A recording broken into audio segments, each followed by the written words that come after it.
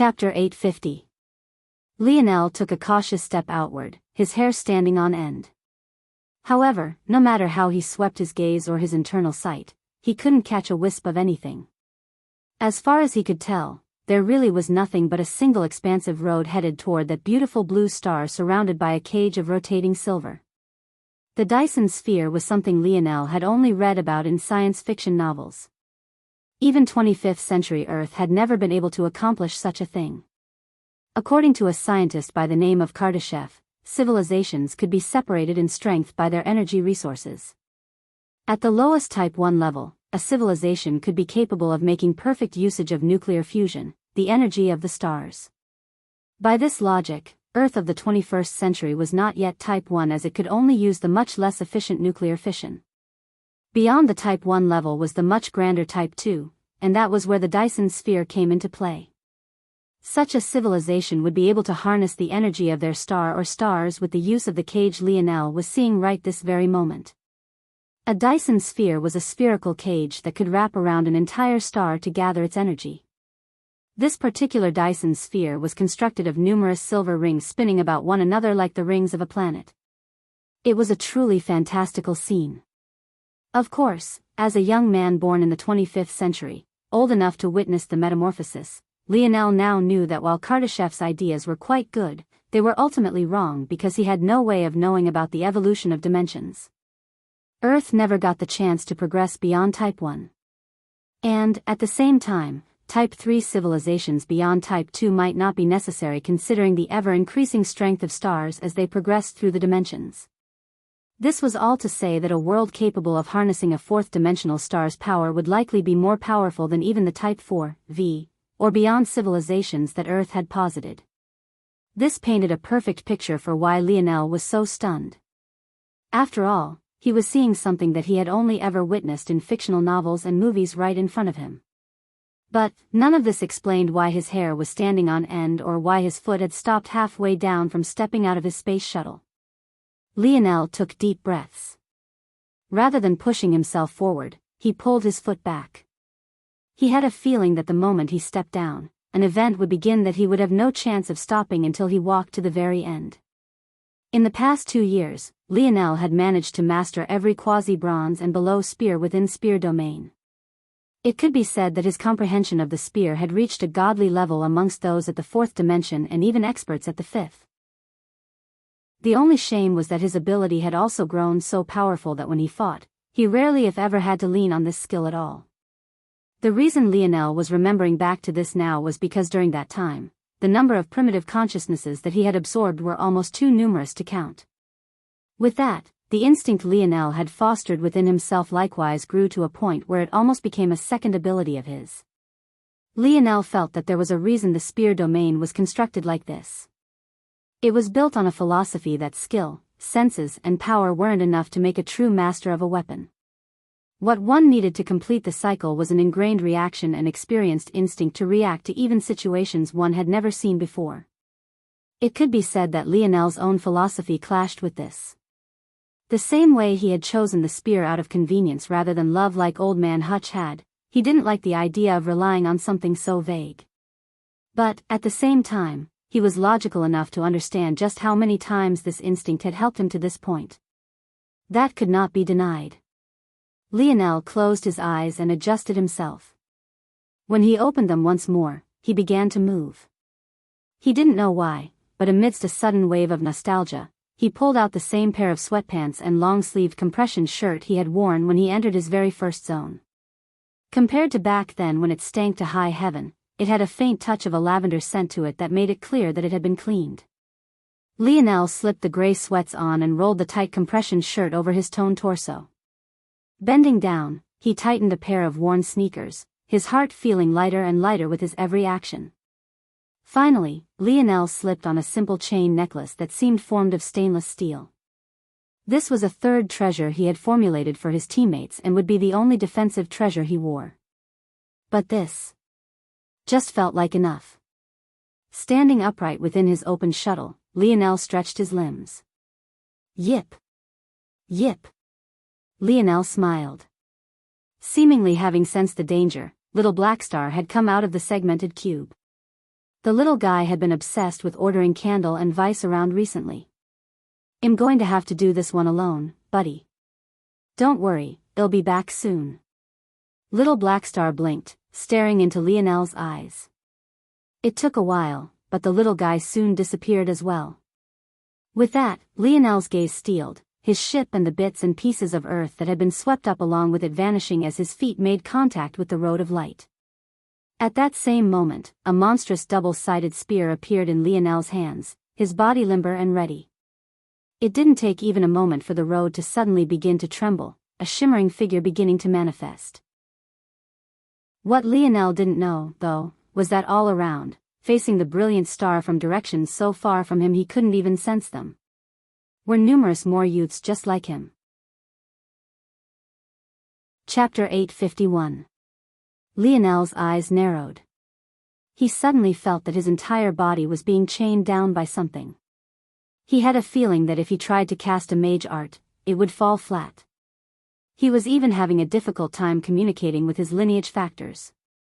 In fact, of all his lineage factors, his spear domain lineage factor was the only one he could sense clearly. After some thought, Lionel realized that the only reason he could sense his lineage factors at all was likely due to King's Might. If it wasn't for the will of King's Might, it might have been possible that all of his strength would have been locked away. As for why he could sense his spear domain lineage factor the clearest, it was definitely because he currently held a spear in his hands. The combination of King's Might and this was likely why. These were only speculations in the end. Lionel had no way of being certain that his deductions were correct. What he did know, though, was that his body suddenly felt heavy without his snowy star owl lineage factor. He hadn't realized just how much he had relied on it. Due to the heaviness of his metal body, he was meant to be inherently slow and lumbering, especially at Tier 9.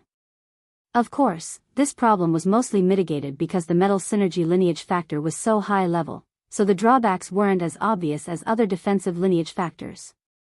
However, that didn't mean there wasn't any trouble at all. Unfortunately, while these invisible chains could seal away much of his strength, it couldn't change the heaviness of his Tier 9 metal body. Now, not only did he have the drawbacks of a heavy body, he couldn't even activate his runes to maximize its usage. Fantastic. Lionel smiled bitterly as the illusory spirit before him finally formed.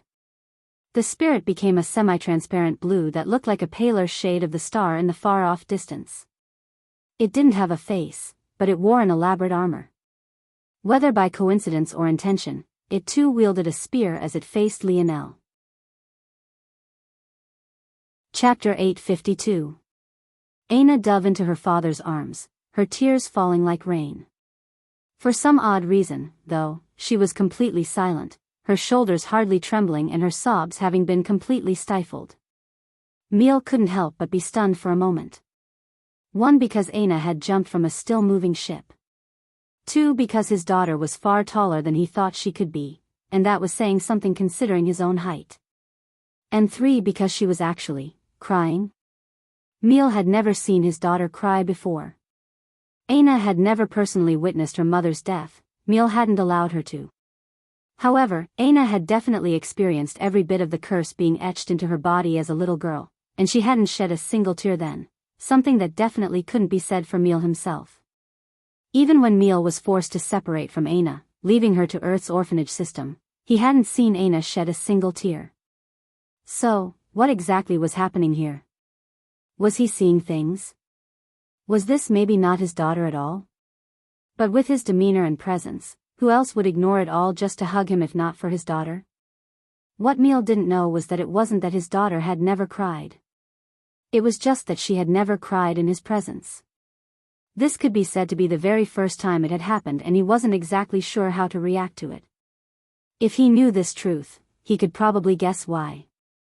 After all, his method of training Aina in her youth had been no different from how he would have treated her had she been his son rather than his daughter. If he was honest, had Aina come sniveling and crying to him when she was 5 years old, it would have been more likely for her to receive a reprimanding as opposed to any sort of care and attention. If there was anything of the sort in Aina's life, it had only come from her mother who had long since passed. Chapter 853. Lionel released a steam-laden breath.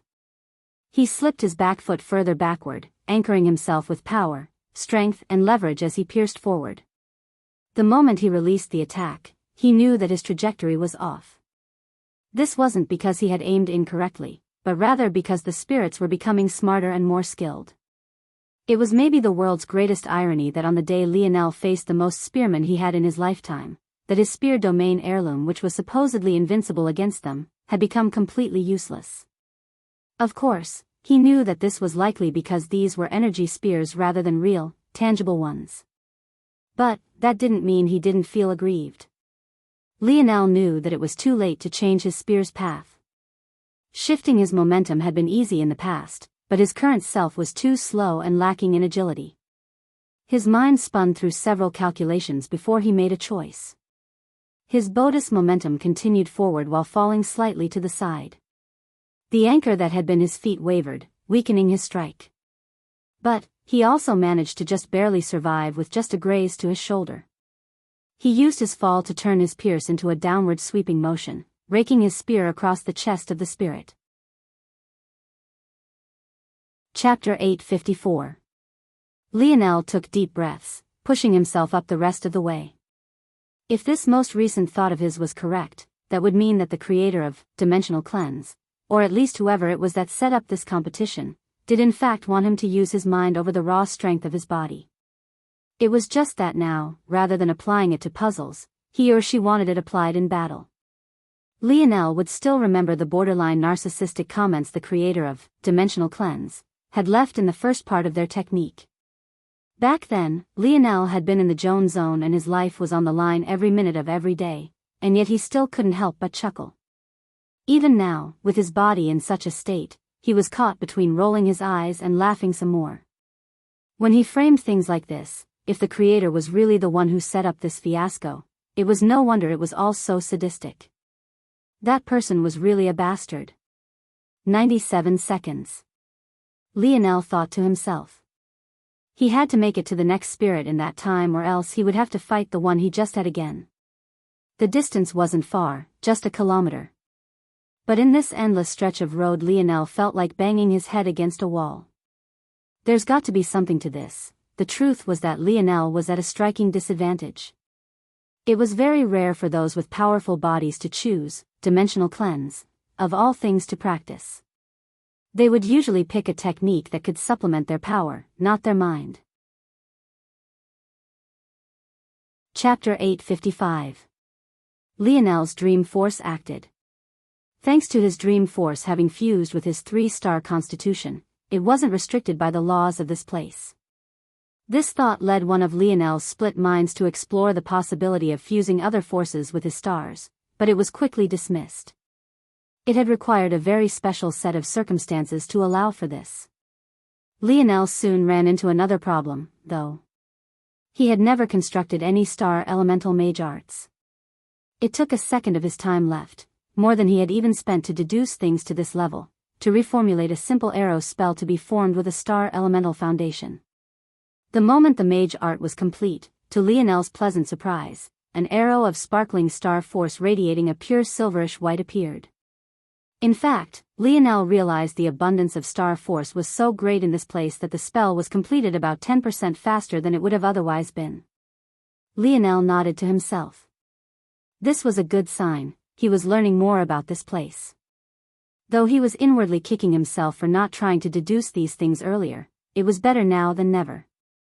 To Lionel 97 seconds with his thinking speed and split minds might as well have been days. Though, that 97 seconds was now 96. He adjusted himself, realizing the next time he calculated the restructuring of a spell, he would have to assign more minds to it to cut down on the time. Though it was a shame he never formulated any star elemental spells, there was no use crying over spilt milk. Now was a unique opportunity. But he also wasn't foolish enough to believe that this alone was enough. The road ahead was nearly endless.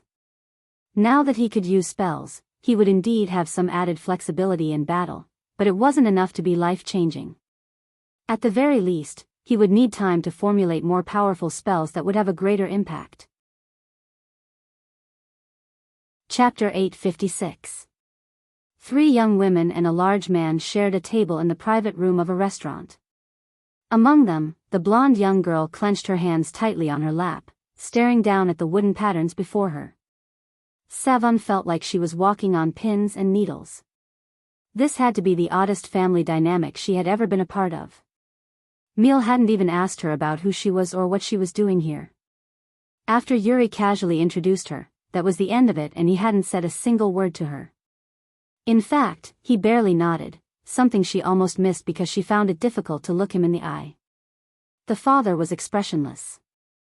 The daughter was expressionless. The adoptive daughter was expressionless. This sort of family almost made her thankful that her own didn't have to step into the oddity of this world. Even if she had to be alone because of it, at least she and them would never reach a point where this was how they interacted. Finally, a waitress came into with large amounts of food. A bit of the pressure Savon felt was finally alleviated because someone with a normal smile and expressions had come. Unfortunately, seemingly sensing the atmosphere, the waitress didn't dare to stay long and practically bolted away, holding up the hem of her skirt. Things only became worse after the food came. What once was an atmosphere of silence became filled with gnawing, cracking, and chewing. If Savon closed her eyes, she would have thought that she was sitting amidst a pack of wolves. To Savon's right, Yuri elegantly cut apart her food with a fork and knife. However, across from her, the father and daughter pair seemed to be fighting to the death. Their elbows clashed every so often, causing resounding booms to reverberate through the air. It sounded almost like claps of thunder every time they struck. And yet, they continued to bite at the piles of meat and bone as though nothing had happened. Chapter 857. On one hand, there was Lionel's ability. As powerful as his lineage factors were, he still felt that it carried much of the burden for how he had made it this far. On the other, there was his spear domain lineage factor. It had been mostly neglected, but now it was practically his only path toward salvation. As powerful as his king's might lineage factor had the potential to be, not only did Lionel not have enough subordinates to scale it properly, it was ultimately just a supplement to strength he already had. This led him right back to his spear domain lineage factor. Lionel's brows furrowed as the time continued to tick by. It was an impossible question. It had taken him fractions of a second to think to this point. The moment he came up to this blockage, time seemed to flow like water, and its speed was only getting faster. Even after 80 seconds was left, Lionel still hadn't made any headway to answering this question. Did he just have to abandon his ability entirely? But that couldn't be right. Cutting off his ability would feel no different from losing an arm to him. Who was to say that there wouldn't be a point in battle where it would be useful? But Lionel couldn't just leave things as is. It obviously wasn't working how things were now. If he just tried to press forward, he really could be that brainless meathead the creator was trying their best to weed out completely. 60 seconds. It was like trying to hold two extremes at once. Was it even possible? Chapter 858. The memory suddenly hit Lionel like a ton of bricks. It was as though he had thought of something, but the true ramifications, or maybe more accurately, implications of it didn't hit him until a moment later. It felt like he was on a roller coaster with everything whizzing by so fast it was difficult for his eyes to keep track. But there was just that one small moment that appeared for just long enough to catch his attention, just barely. That day.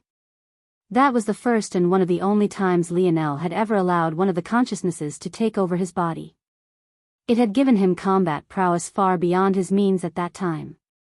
Ultimately, though, what he had done that day was out of necessity rather than desire. After all, he had only just stepped out of his second zone and hadn't even really understood what it meant to wield a spear. It also had to be remembered that he had had the spear domain heirloom for all of a few minutes at that point, so he wasn't even really sure what he was getting himself into. However, what was especially memorable and important about that time was the fact that the primitive consciousness hadn't snatched his body away forcefully. In fact, Lionel was able to take his mind back as he pleased. He never truly felt that he wasn't in control.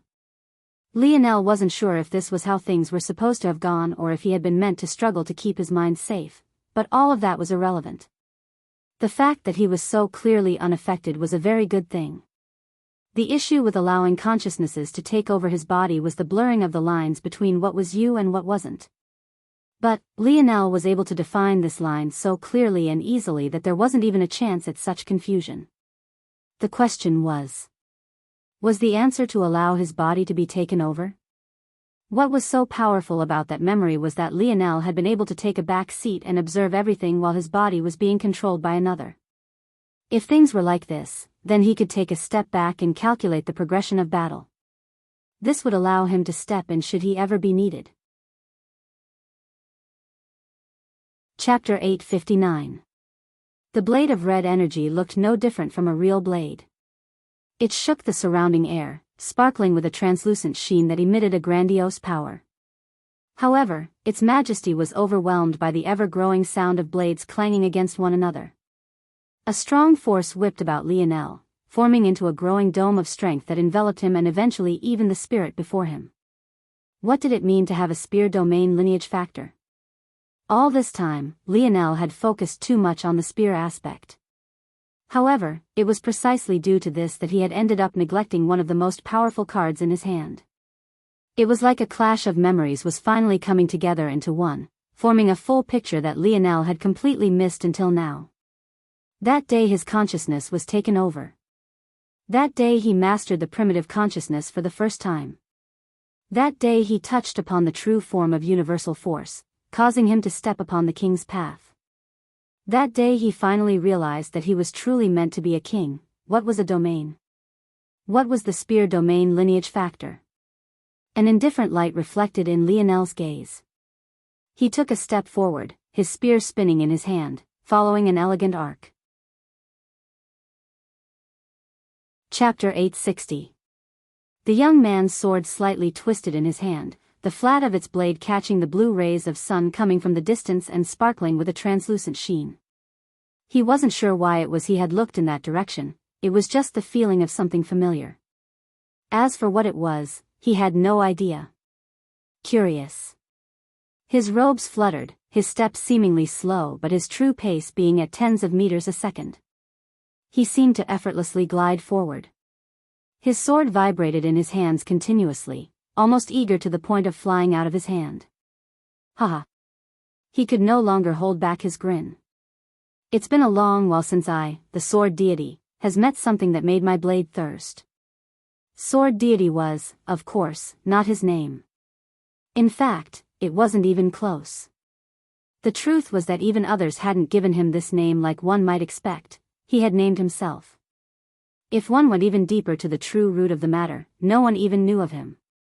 After the humor of it all faded away, those who understood how the strongest powers of the dimensional verse worked would sink into their own solemn expressions, looking toward this young man with arrogance that could poke a hole in the skies with the utmost seriousness. Chapter 861. The Viola family estate was impossibly large. One might think that this meant a few hundred acres, or maybe they owned a small forest to themselves, but even this wasn't thinking nearly large enough. The estate of this family wasn't limited to such a small range. In fact, even a large city wasn't enough to cover it all. Instead, it was constructed by a network of 10 large cities that encompassed an area equivalent to a small state, about 30,000 square kilometers. Despite the impossibly large region for just a single estate, it was difficult to find even a single blade of grass that was out of place. And this was despite the fact that much of the region between the 10 cities were used as tempering grounds for the younger generation. One would think that it was nothing but an enormous and well-kept garden. This estate was, of course, just private property. Only the members of the Viola family and their vassals were allowed to step foot in the region. The only exception was when the family hosted some competitions in their tempering regions, but even then, it would mostly be youths from comparatively powerful families participating. Rarely, the Viola family would hold such competitions to find new vassals like Ana's father. But this had many hoops to jump through to even be considered, the least of which were exorbitant fees, not to mention many rounds of screening. It could be said that not only were vassals extremely rare in comparison to the number of the Viola family members, each one was a talent that could even match up to the heirs of the family, not that they would ever have a chance at succession. As the only daughter of a Viola family vassal, Aina had certain privileges as well. Due to the rarity of vassals and given the size of the estate, it wasn't surprising that the father-daughter pair would have a large mansion and room all to their own. In fact, their living abode could be considered to be an estate as well, just that it was more normal in size. The accommodations left by the Viola family for their subordinates were quite excellent. Most vassals who managed to succeed would move their entire families over to subordinate themselves to the Viola family, so Emil had enough room to accommodate thousands of people. But there was usually no one but himself. Chapter 862. Elthar slowly picked himself up, shaking his head. He was getting really tired of having to get into all of these fights, not because he hated fighting, but because he always had to hold back. The ones he could kill, he couldn't kill. As for the ones he couldn't kill even if he tried, those were even more agonizing. Did they get off from beating a kid like him? Just because your wife was giving me googly eyes, doesn't mean I touched her. Shouldn't you blame yourself for her eyes wandering? Elthar looked up and glared at the gorilla-sized bastard he had just knocked out. His fists were really too itchy at this point.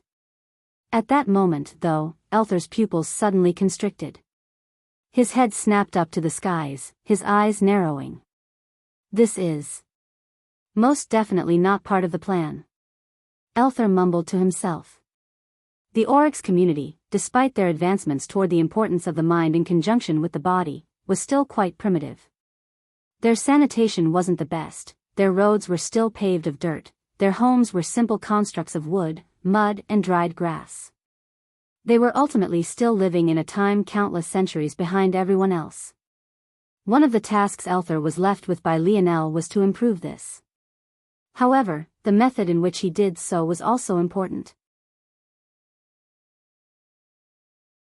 Chapter 863. Lionel had no idea what was going on so far away from himself. It was true that he had never considered the possibility that someone would try to form diplomatic relations with the Oryx, but this was mostly because of how unlikely that it was. The Oryx were not human. This was maybe the most important reason. Though racism wasn't very prevalent amongst humans any longer, at least not in Lionel's experience, that was only because it was replaced by another sort of race war, one between species. Unfortunately, no matter where you were, racism was an almost inevitable part of life. There was nothing people liked to do more than participate in tribalism. The grotesque part of it all was that it was rooted in good. People had the inherent want to be connected and feel connected to one another. It was just unfortunate that this good was often twisted and contorted into what Lionel believed to be the ugliest thing in the world. What better way to feel more connected to those around you than to exclude the others? If everyone was connected, was anyone connected at all? It was these kind of thoughts that had always pervaded the psyche of the dimensional verse, and it manifested in the form of race wars all too often. It could be said that the only reason Earth had weeded out racism was because of its hands-on approach. The Ascension Empire fused the continents into one. A monolithic culture was formed. There were no large swaths of communities where only a single type of face could be seen. Of course, Earth still had its own in-groups and out-groups, that being the people who could call the surface home and those that could not. But they had still made great leaps and bounds in that direction, and it was about the only thing Lionel respected about his grandfather's empire. However, outside of Earth, these things couldn't be said to be the same. Chapter 864. Lionel took another large breath. The spiraling of blue star force this time was even more violent and rampant. Every ounce of force within 10 meters surged toward him, filling his lungs to the point they seemed like they might burst. Not quite. Almost there, Lionel's mind spun, undergoing several calculations at a time as he continuously adjusted the force art. However, as Lionel progressed, he quickly realized he was approaching a bottleneck. His progress was slowing, and he subconsciously felt that he would reach a barrier he couldn't push past with more calculations very soon. This wasn't the first time Lionel had run into such a problem. While he was force crafting, there were many times the blueprints he thought of couldn't quite meet he marked the wanted them to. When things reached that point, the best choice was to always scrap the design and start anew, because this barrier definitely meant that there was a fundamental flaw to his approach. A fundamental flaw, HM. Lionel's gaze suddenly sharpened as he took a heavy step backward. A blade of blue swung down heavily before him, missing the tip of his nose by just a hair. A fine line of blood trickled down and dripped from Lionel's nostrils, his pupils constricting to an extreme. Chapter 865. Lionel felt his body surging toward a barrier with such momentum that even he, himself, couldn't stop it even if he chose to. Lionel believed that he had understood the purpose of this trial. Maybe it wasn't that this was a puzzle at all, and maybe there wasn't the reward of the remaining portions of dimensional cleanse waiting at the end for him. What if the entire purpose of this road was to comprehend the next step of dimensional cleanse, yourself? What did it mean for Lionel to say that battery was the wrong shape? Well, all this time, the perfect image was hanging before him. He continuously tried to use the blue star force as though it was normal air he could breathe in, before then trying to adjust it to function like oxygen would. But, was that the right way to do things? Then there was the blue star force that fused into his body and kept making him heavier. Why did it feel like the process was eerily similar to what one experienced when entering the fourth dimension? Wasn't that the dimensional realm one spent time tempering their bodies and drawing more nodal pathways? On top of that, there was the fact that Lionel felt he was using the blue star force all wrong. He felt that if he wanted to get the most out of it, taking star force from the surroundings and directly applying it to himself was the wrong method. If he wanted to flip the table and approach this from a completely different angle, then he believed that the best course of action to take would be to accept the star force into his body, convert it into the form he needed, and only then would he apply it to himself. But this process, how was it any different from his 3-star constitution? Chapter 866. The 3 swirling masses of blue star force began to compress as the silver-white star force continued to pulse. They fed off one another, seemingly trying to find some sort of balance. However, maybe in the history of the dimensional cleanse technique, no one had ever formed all 3 stars of the 4th dimension at once. There were 3 foundation layers for dimensional cleanse. The first was for the 3rd dimension, the second for the 4th, and the last for the 5th. Each would produce a maximum of 3 stars, of which most wouldn't be capable of forming even one. However, let alone not forming even one, Lionel had suddenly begun to form 3 at once, and no matter how he tried to slow the process so that this splitting headache would leave him alone, nothing would work. The truth of the matter was that Lionel's body had been ready to spill over to the next dimension for too long now. Not to mention the fact he had one parent who was bestowed the complete world spirit of a world with 8th dimension potential on one hand. On the other, he had a parent born from a 7th dimensional world that had birthed a clan with a lineage factor with 8th dimensional potential as well. The fact he had remained in the 3rd dimension for so long, all while spreading his limits thin through his metal body and his dream force, was almost a form of blaspheming. If it wasn't for the fact his body didn't know how to progress to the next level, it would have long since done so. It was like a hole had been poked through the barrier toward Lionel's next advantage, large waves of crashing waters ramming through it and forcing it wider and wider. If it was said that the best breakthrough was one that came naturally, this was more than just natural. It was almost like a wine locked away for thousands of years, fermenting to the point of achieving a potency that could knock someone out with a single whiff, let alone a sip. The trouble was that Lionel's body had to be the bottle that contained it all, and it was on the verge of collapsing. Lionel roared into the skies, his body pulsing with a blinding light. Chapter 867. Lionel's body, which had been lifted from the star road, fell back down heavily upon it. He landed on his feet, but his face was obstructed by the sheer length of his light violet hair. It covered his body and his face, cascading for hundreds of meters as though it had a mind of its own. Lionel exhaled a breath. Even from beneath his endless pile of hair, the billowing steam made its presence known. Lionel's long hair blew out of the way, revealing a body that put even Hephaestus to shame.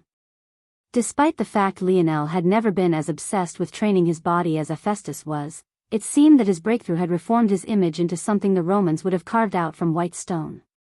From top to bottom, Lionel was covered in a sheen of colorless sweat that still pumped out what remained of his Buddhist impurities.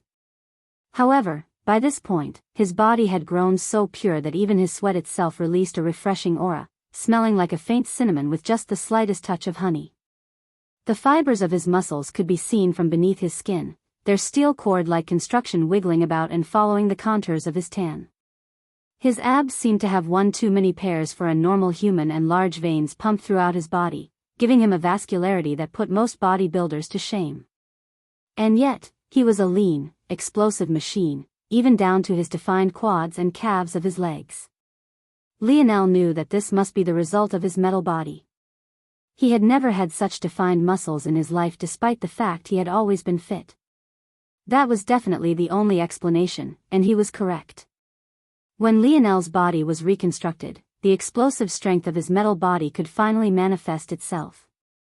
The bulging strength that had been hiding all this time made itself known, threatening to burst out from Lionel's skin.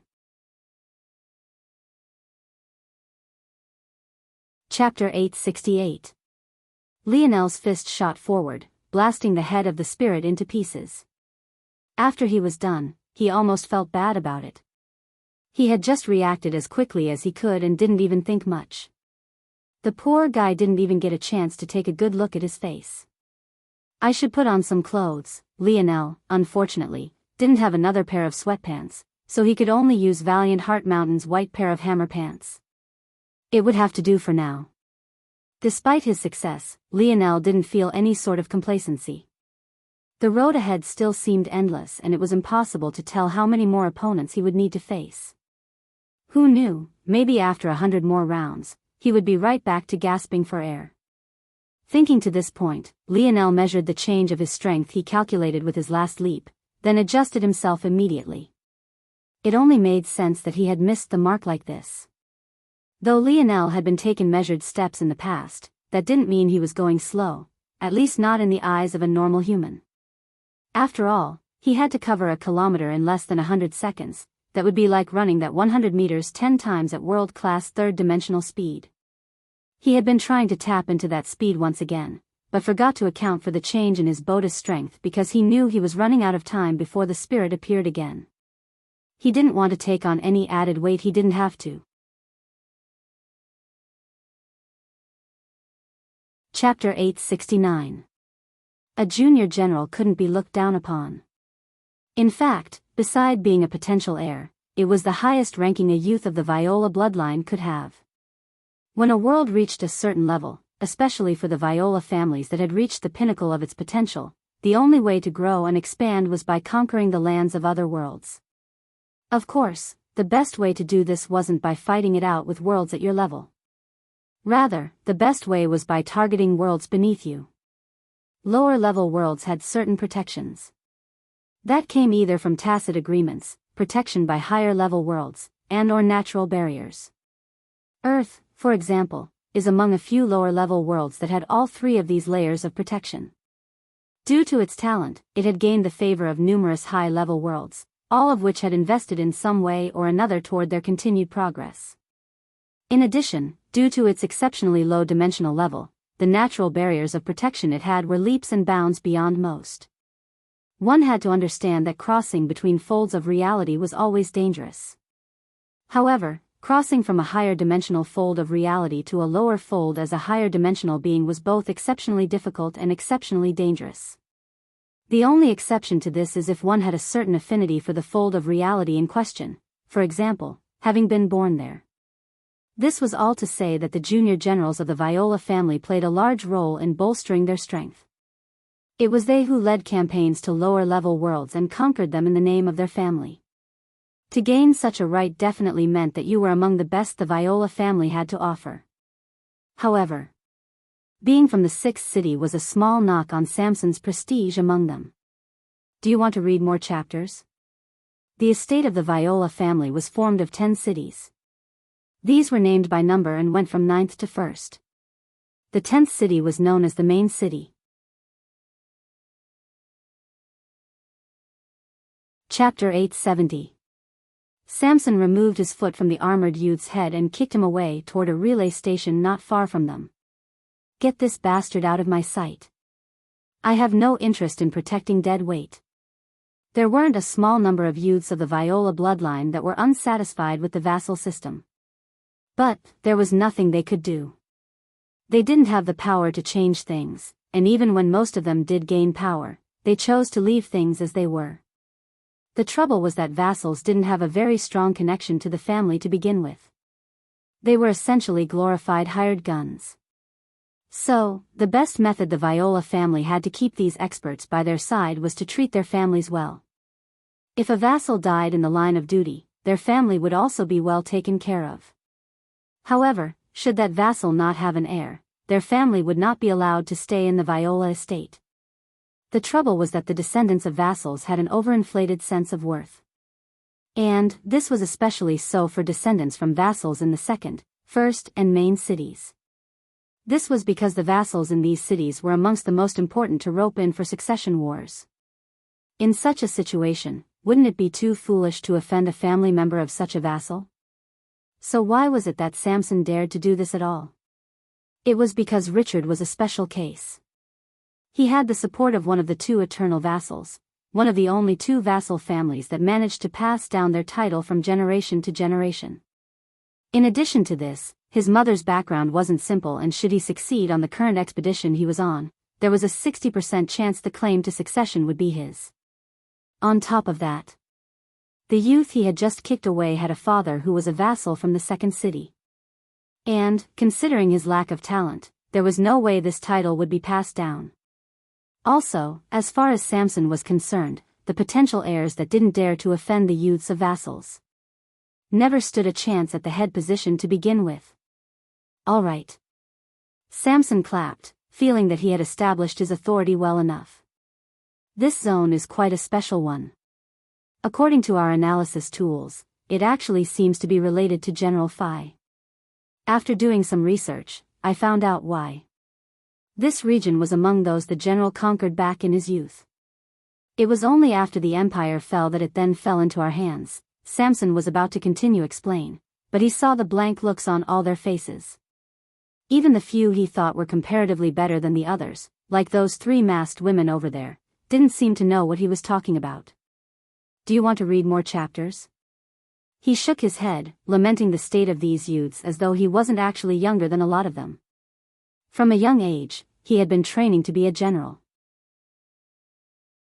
In addition, as a member of the Viola family's main bloodline, he had also been drilled with all sorts of history. However, the legend of General Phi shouldn't be one that one had to be a history buff to know. How could one be in the sixth dimension and have never heard of the Silver Empire? The name sounded simple, but it was just an unfortunate part of the language being lost in translation. To General Phi and his people, silver represented the highest prestige, an unmatched glory, but most importantly, an underestimated, unrefined talent that rose to the top. This last definition is why silver was the most appropriate translation, as it always lost out to more precious materials like gold, diamond, or platinum. But it still wasn't exactly perfect. Our tri-pillar galaxy. Forget it, I'm not wasting my breath. All you need to know that it is very possible that we will have to face General Phi in his youth. I don't have the time or patience to protect all of you, so some might die. If you don't want to see your coffin lids close early, follow my instructions and cut the bullshit. With that, Samson turned and vanished into a swirling portal, almost a dozen youths following after him. It was an odd feeling indeed. Zones seemed to pass down legends of an age long past. But, what would happen if that age hadn't exactly ended yet? The discussion between Era and the Oryx didn't seem to last very long, just 3 hours. And yet, it felt like the tribe had suddenly become a swaying rowboat amidst an ocean of waves in just that small moment. The promises she made were quite monumental. She promised to hand this world over to them, she promised that they would have a place in this galaxy, and she promised that her success would be theirs. The Oryx weren't so naive to simply believe everything that was thrown at them. After all, they were an intelligent race of people. And they had more than enough experience dealing with humans, and even the much more powerful Valiant Heart Mountain, or rather, the Valiant Heart Mountain of the past. However, the temptation was also great. In their current state of hyper-evolution, the oryx had a very small window to either rocket to greater heights or crash, never to rise up again.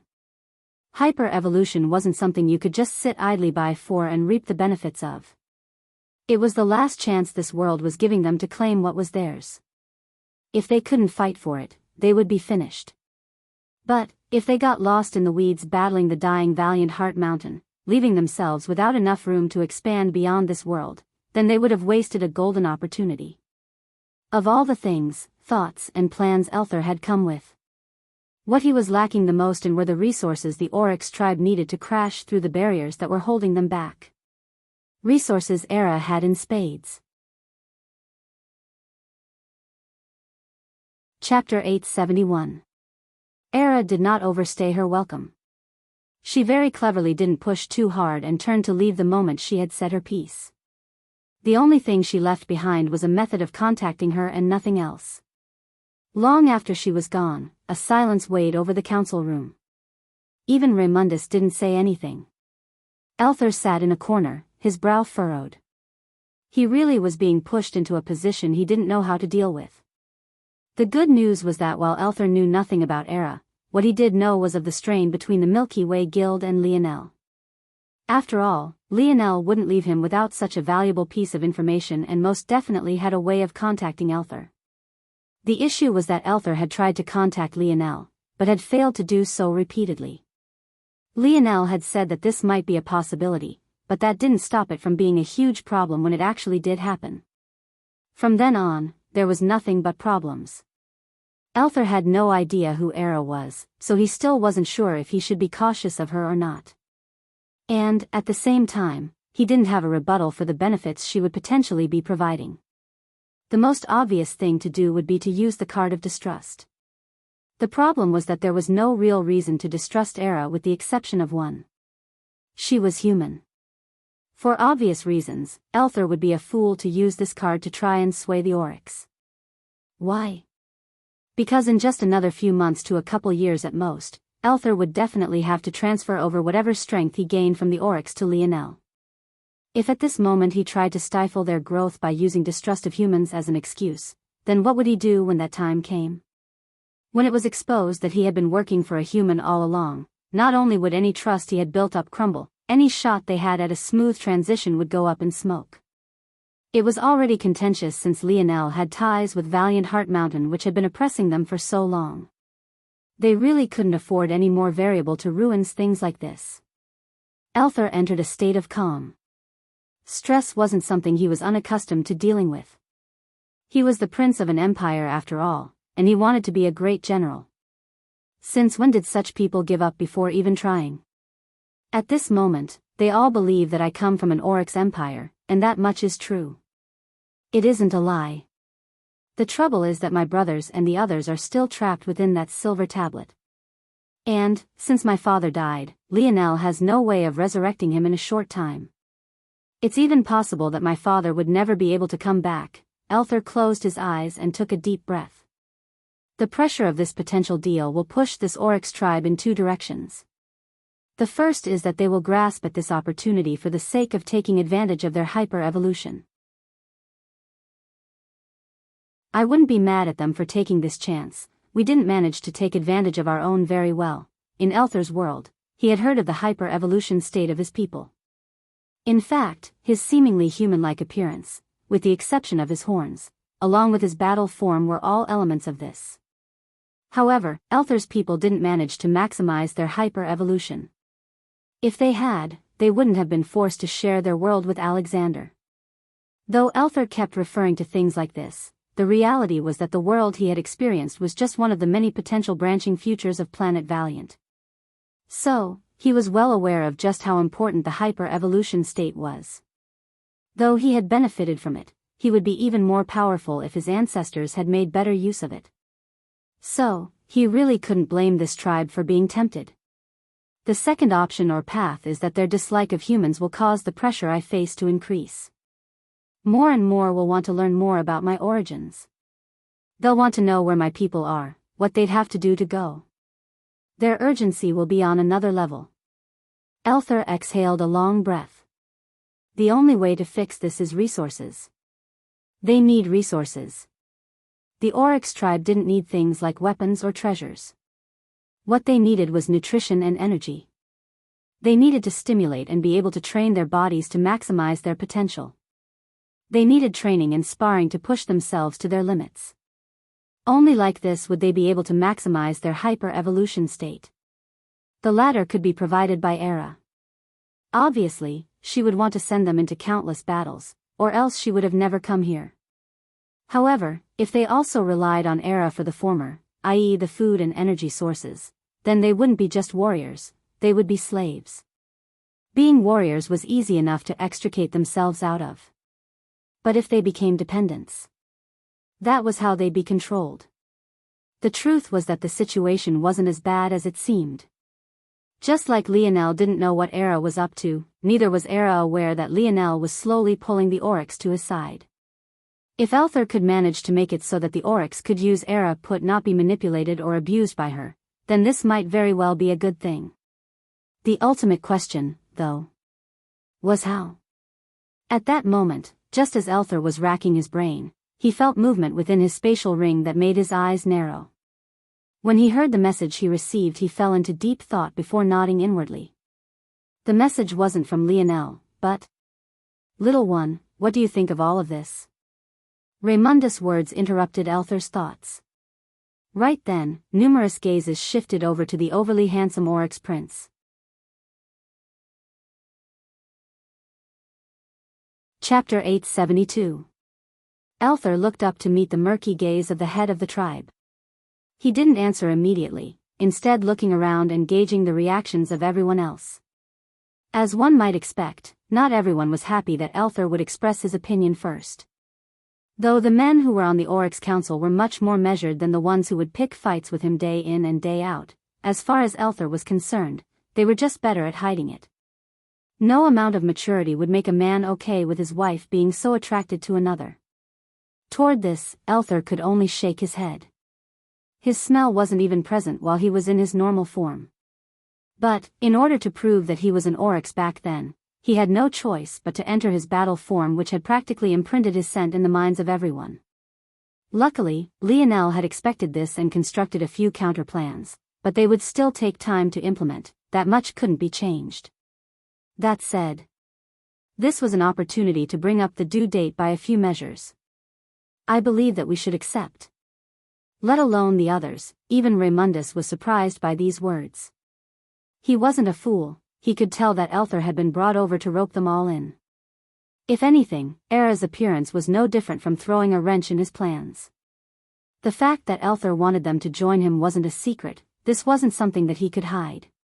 The only real secret was that he was working at the behest of Lionel rather than some mysterious, unknown Oryx kingdom. This information was more than enough for them to understand that Elther may very well be against this. Raymundus had asked Elther first precisely because he knew all of this. He didn't want his small tribe to end up in a power struggle between two entities. They knew too little about the worlds outside of Planet Valiant. There very well could be an Oryx kingdom that they had never heard of. But, think for a moment. Why would such a kingdom go so far out of their way to send a prince to recruit them? Even if they were from the same race, one only needs to see the interaction between humans to know that this isn't normally enough to maintain peace. There's no reason for such a kingdom to care about a group they'd see as no different from a bunch of hillbillies. Why then would Elther come? Wasn't it obvious? He needed their strength. And if that was the case, didn't that mean that this kingdom was in trouble? It was a very logical conclusion to leap to, and one that neither Lionel nor Elther would blame them for having. In fact, it was almost preferable that they believed this. It was in the nature of the intelligent to not believe in what was too good to be true. Someone who was wizened and had seen much of the world wouldn't easily accept that some higher power was helping them out of the kindness of their heart. As long as Raymundus and the others believed that Elther had a purpose for using them, they could then assess the situation themselves. If things were in the form of a transaction, it would be easier to swallow, especially if the Oryx felt they had some use. Oryx weren't afraid of battle. What they wanted to maintain was their pride and dignity. Beyond that, they wouldn't even mind drowning in a river of blood. However, it was exactly for all of these reasons that Elthar's words were so baffling. Him saying this made Raymundus raise his guard. It felt almost too good to be true and nearly reset Elthar right back to square one. Until, that is. Raymundus continued. The same way they want to use us, can we not use them as well? Elthar said. Raymundus' murky gaze narrowed. Continue. Your tribe is currently in a state of hyper-evolution. What I failed to tell you all before is that my kingdom had once been in such a state as well. That is why I have two forms I can enter, one of which is capable of hiding my scent.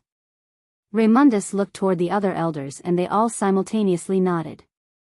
It seemed that they had reached this conclusion long ago as well. But this was perfect for Elthar, it made him more believable, especially since he was already using large kernels of truth. Unfortunately, though I am quite talented as a result of our hyper-evolution period, we never took full advantage of it. My father always said had we prepared adequately, even the galaxy itself would be in the palm of our hands. The temperature of the room seemed to rise, the blood of warriors that ran through their veins surging at faster speeds. I myself never wanted to be a king. In my opinion, we Oryx aren't meant to rule, we are meant to conquer. Whatever means that we can grab at that greater strength with is the path that we should take. There is no illusion here, I do want you all to join my kingdom as warriors beneath our flag. However, I am also keenly aware of my kingdom's current weakness and its inability to help you all. At the same time, I don't want to see my fellow Oryx fall into the hands of someone who only wants to use you without understanding you. So, I say to use her. Take her as a chance to see the broader universe, to fight on larger battlefields. I will be there to fight by your sides. I can also guarantee that my king will do everything in his power to ensure that you aren't reliant on outsiders. We can use this opportunity to make this galaxy. No, this universe, fear the name of the Oryx. Elthar's voice boomed. Even if he never wanted to be a king, what general couldn't rally his soldiers? This burning passion he was seeing reflecting back in their eyes, this was exactly what he wanted. The Oryx would rise again. Elthar rolled his spatial ring between his fingers, an undisguised determination lighting his eyes. Chapter 873. Many hours later, Elthar returned to a small home of wood and hay. When he closed the door, he breathed out a long sigh. He wasn't sure if he had made the right choice or not, but his instinct told him that this was the best-case scenario for the current moment. Whether or not that yellow-dressed woman's intentions were pure or not, he had no idea. He could only do his best to ensure that this Oryx tribe survived. Sitting down on a mat of tied-together thin strips of wood, Elthar calmed his breathing. It was about time he started his training regimen for the night. But, first, Elthar pulled out the talisman from within his spatial ring. He didn't worry about being overheard because Lionel had already left certain fail-safes for this. He replayed the message he received earlier and nodded to himself. Like he had thought before, this message wasn't from Lionel. Rather, it was from a person named Alan. He remembered Lionel describing him as a man who wore glasses for the hell of it. If he recalled correctly, Lionel seemed to have been laughing a bit too hard at that prospect, humor he didn't quite understand. Of course, he had no way of knowing that Lionel's own father wore glasses for no reason as well. It didn't make sense in the past considering Earth's technology, and it made even less sense now that Lionel knew how powerful his father probably was. Lionel, for some reason, found it amusing to compare Alan to his father, another thing that Elthar wouldn't understand. If Elthar knew Alan, though, he'd know why Lionel found it so hilarious. Before Lionel's breakthrough into the fourth dimension, it could be said that Alan's physique was the greatest out of all of them. The man was chiseled year-round and never took a break on anything whether it came to his diet or training. But, at the same time, he didn't chase women, he always wore baggy clothing, and he cosplayed like he was a nerd even to the point of being obsessed with computer programming. If it wasn't because they shared a locker room together, none of them would ever know how ripped Alan was. Lionel had known Alan for so long that it all seemed normal to him by this point. But, he realized when he was trying to describe him to Elthar that all his teammates were a bunch of weirdos, so he had laughed beside himself. This aside, Alan had contacted Elther to let him know that he had managed to establish contact with Kayla and the other former members of the Polished Glass faction. Very soon, Elther would be able to accept a shipment that would be a great boon. Lionel didn't detail his other plans to him, but it seemed that Alan and the Polished Glass faction would become the backbone of raising funds while Lionel was away. With their help and Lionel's support from the background, they should be able to accumulate enough fairly quickly. In the past, there used to be many Oryx tribes, but war and attrition had whittled them down to just one. This singular Oryx tribe contained about 10,000 Oryx, a number that almost made it a shame to consider them as a mere tribe. It was just unfortunate that their living conditions were so sorely lacking. The Oryx had emphasized fighting prowess for the sake of survival so much, that they had lagged behind in other aspects from sanitation all the way up to agriculture. Though there would be too much stress for Lionel to support so many, so early on, it shouldn't be a problem to keep the elites well fed. As the skill of Alan and the others grew, it would only become easier to accommodate them all. We need to hurry. Elther thought, putting the talisman away as he took deep breaths. The unknown organization led by that woman isn't going to give us the time we need. It all depended on how fast Lionel could get back here. Lionel's spear shot forward again, piercing through yet another spirit. He had already been in this place for 3 months by this point, and if it wasn't for the fact his mind wouldn't let him forget, he would have lost count of the number of battles he had fought. By now, Lionel was certain of one thing. The first was that the color of his stars was indeed reliant on his environment, and they didn't seem capable of being changed. Even when he tried to flood blue star force toward his white stars, it was purified back into white. However, this didn't seem to be as big of a problem as he thought because he could evolve his stars as he pleased. The only issue lay in the fact his stars were out of whack. The foundation of the third dimension was supposed to be energy. The foundation for the fourth was meant to be the body. And the foundation for the fifth was supposed to be the mind. But, while Lionel's blue star force was perfectly tailored for his body, the silver-white star force he had absorbed for the third dimension worked best for his mind. His blue stars weren't as good as his silver-white stars at replenishing his mind. And, in the vice versa, his silver-white stars had never been very good at helping his body out. After a while of panicking about this, Lionel realized that he was overthinking things. The star force that formed his star constitution wasn't tied to the dimensional cleanse technique at all. Whenever Lionel used dimensional cleanse, he didn't have to communicate with his stars first. It was more accurate to say that his stars were a byproduct allowed by cultivating the technique and priming the body properly. They could almost be seen as a separate existence. This was excellent. This meant that even if Lionel had wanted 9 stars to be entirely focused on his mind, or 9 entirely focused on his body, it wouldn't be a problem. This also meant that when he formed his 7th to 9th stars, he could use a star force that would be perfectly suited for his energy. And he had a feeling that he had the perfect star force to fulfill that role already. Lionel's lip curled as his senses swept over his kidney. What better choice than his Scarlet Star Force? In these 3 months, he had already managed to complete all of his nodal pathways. It was only a matter of time before he stepped into the 5th dimension. Unfortunately, Lionel's upturned smile faded. This road hasn't given me any clues about the next part of dimensional cleanse. I have no idea how to continue. How much longer is it? Lionel still had no idea that he hadn't been meant to deduce the next stage of dimensional cleanse himself at all. However, what was once a peaceful journey forward was very soon to become something much different. Lionel looked up, his pupils constricting. There, just barely peeking over the horizon, Lionel finally caught sight of a second road.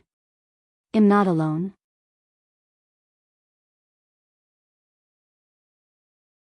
Chapter 874.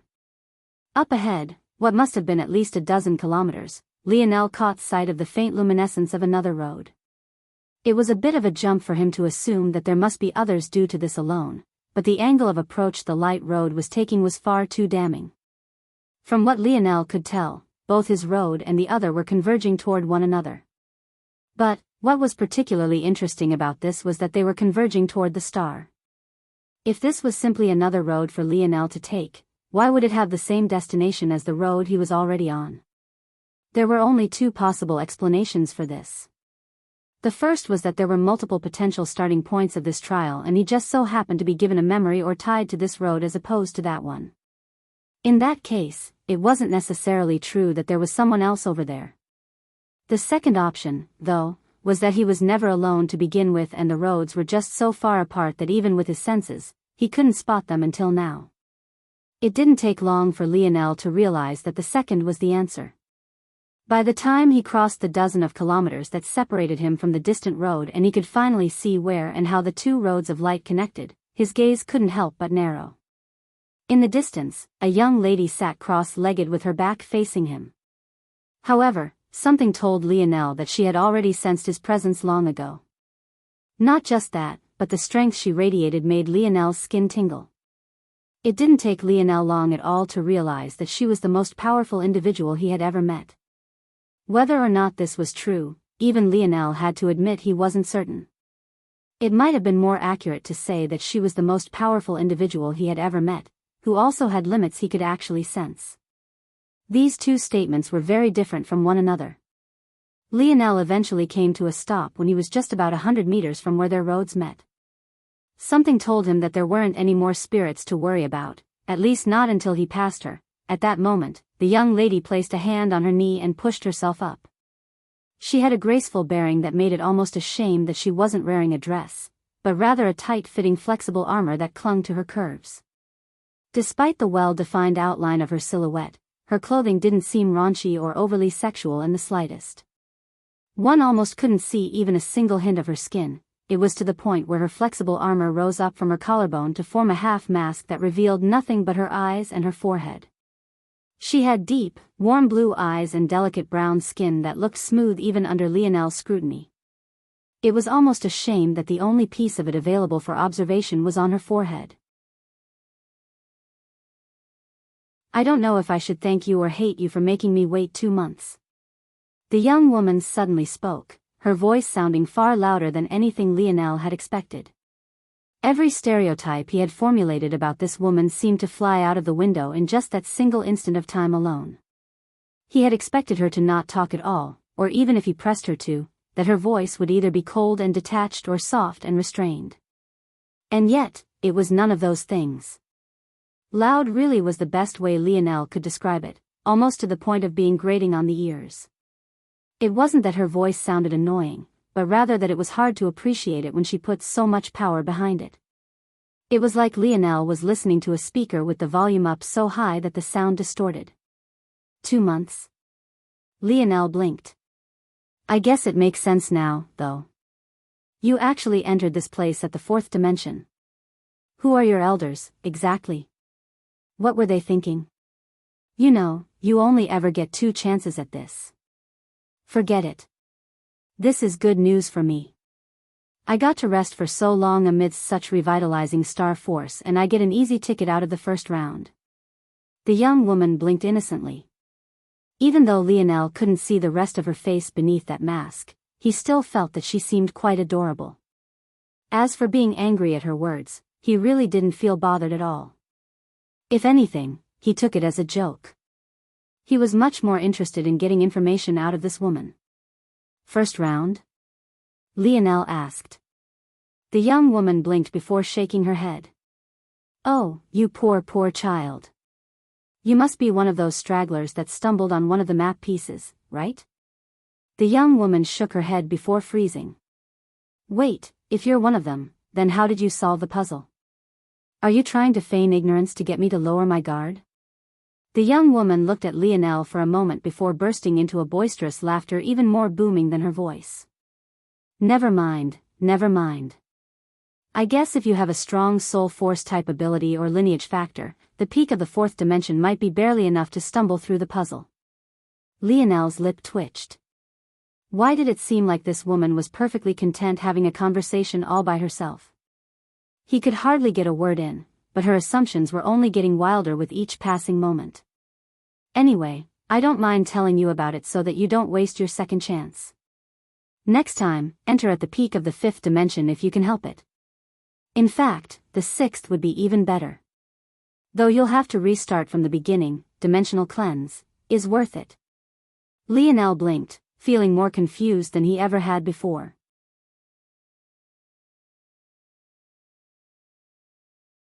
Chapter 875. Firstly, you could restart from the beginning?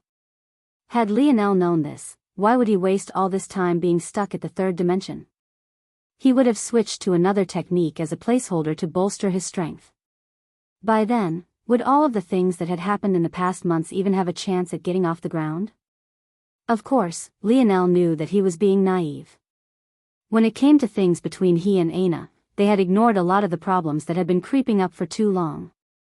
If it wasn't this, then it would have been something else down the road that separated them.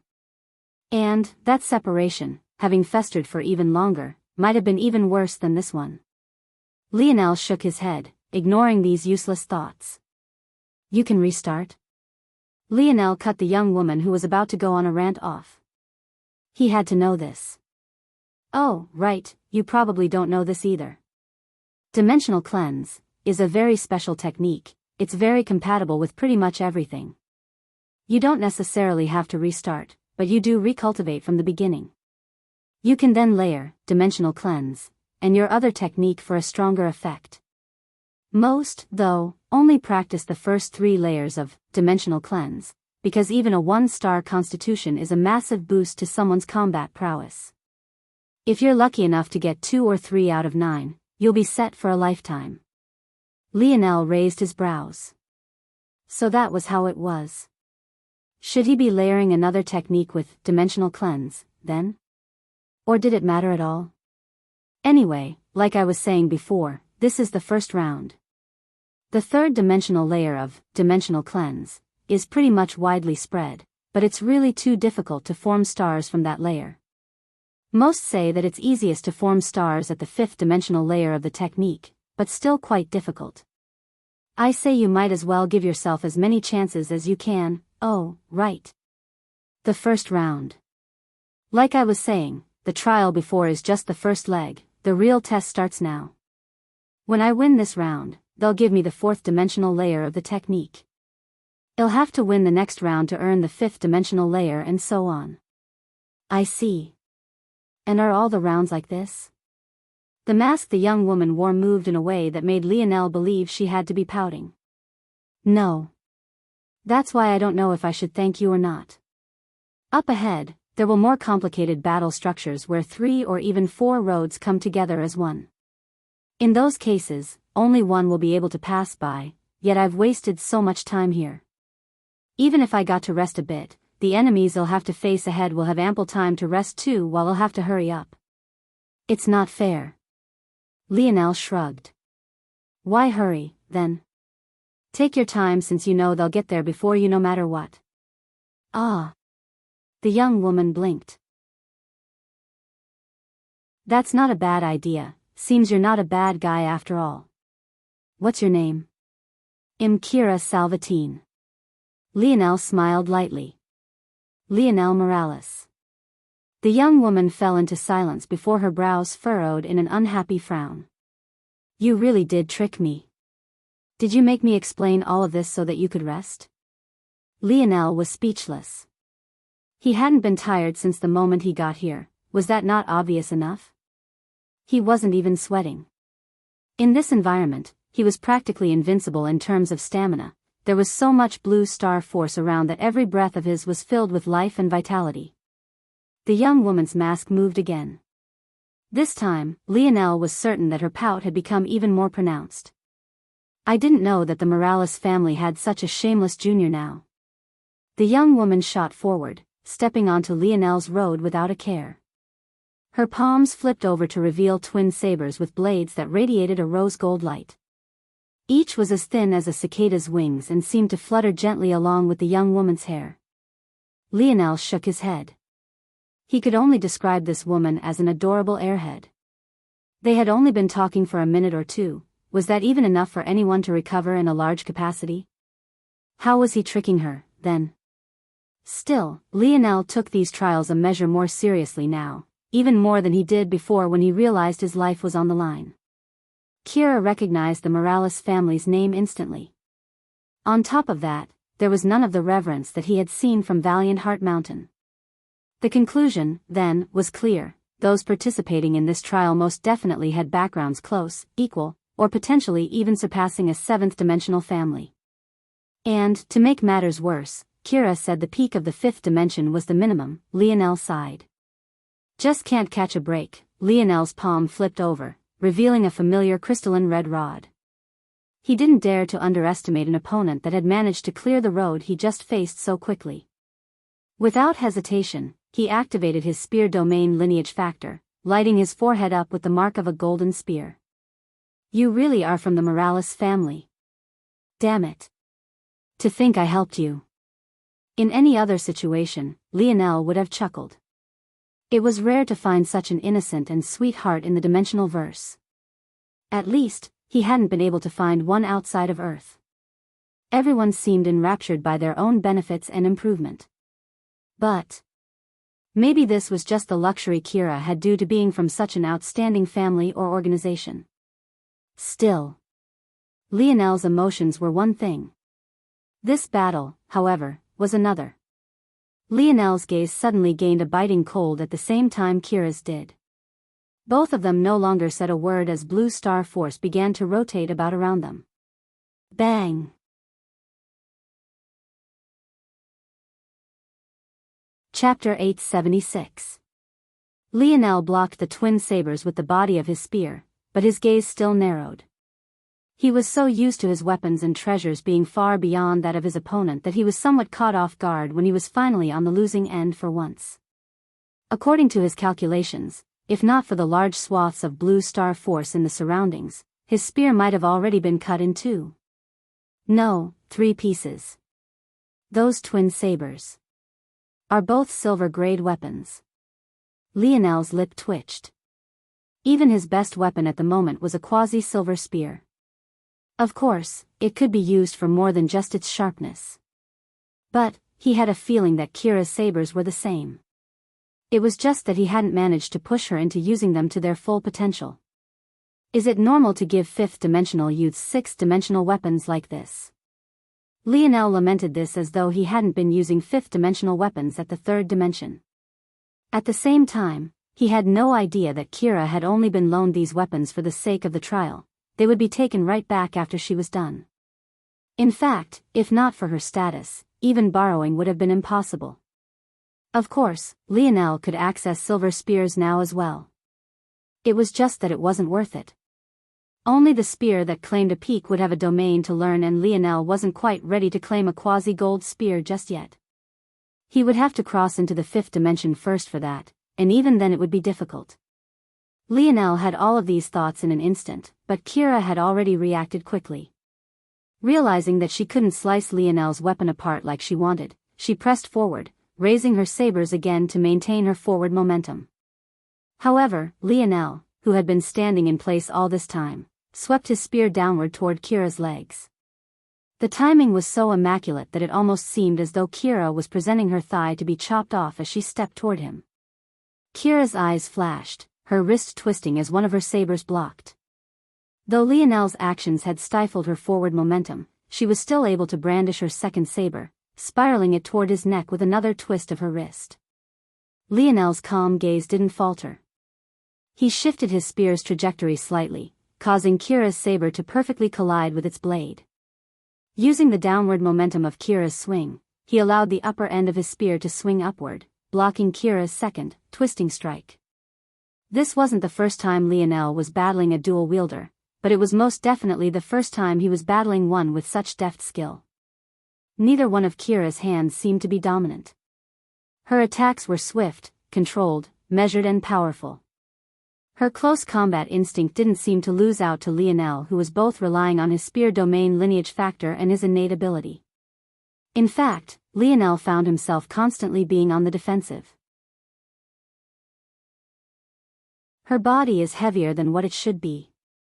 It's either that she also has a defensive lineage factor that's been locked away by this place. Or, Lionel's brows raised. Was he really so lucky? Hey Kira. Kira didn't respond, her sabers becoming swifter and swifter. Her body began to sway in a unique rhythm, her mind becoming lost in a dance of blades. Every one of her strikes left a trail of blade force in its wake. The paths it took were etched into Lionel's mind even without conscious effort. But, when he put them together, he felt a slight hint of awe. It was the most beautiful budding rose he had ever seen. He watched its progression from start to finish. First it was small and closed off. Kira's blades in that moment were sharp, compact and sturdy, emphasizing stability and a slow, steady rate of growth. And then it opened for the first time, blooming into a youthful maturity. Kira's blades grew more wild, unrestrained, filled with a willingness to see the world and to have the world see her. A gorgeous dance of passion, excitement and curiosity. The flower began to age. Its stem weakened, its beautiful rose petals grayed, and it gave the world the last rays it had left to offer. It was then that Kira's blades became the most deadly, filled with a death-like energy.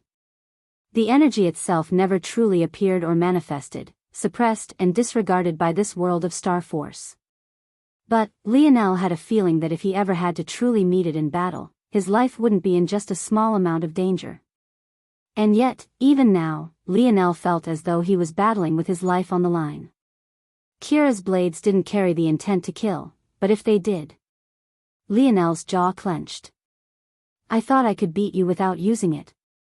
Kira suddenly spoke, her voice softer than Lionel had ever heard it before. At that moment, Lionel could finally hear the intricate layers of her cadence and the delicate softness of a beautiful sound that matched Kira's original elegance perfectly. The only voice Lionel had ever heard that made him swoon more was Anna's, and that was only when she was in her uncursed form. "But, you're way too strong for someone in the fourth dimension. You learned the true form of universal force?" "I guess I have to use it too." Kira suddenly began the dance again. But, this time, the air around it was completely different. Lionel, who already had cuts all over his body after the first time, had to face the same dance again. This time, however, Kira wouldn't be holding back. What once was nothing but an illusion suddenly became so corporeal that Lionel felt that he could reach out and touch it. Universal force surged all around. Unfortunately, it wasn't at the Four Seasons realm. It was at the heavenly body realm.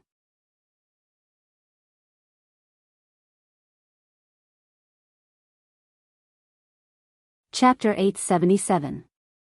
Lionel's eyes narrowed, his body explosively shooting backward without hesitation. There simply wasn't enough space to maneuver. The road might have seemed quite wide, being at least 10 meters in width, but with his speed, this number might as well have been a single meter. In order to prevent accidents, he had been purposely leaving a meter of buffer space between himself and the edge, so this further cut down his room to just 8 meters. This made it all the more difficult to avoid Kira and her thin sabers. Lionel knew that Kira was in Tier 4 of the 5th dimension.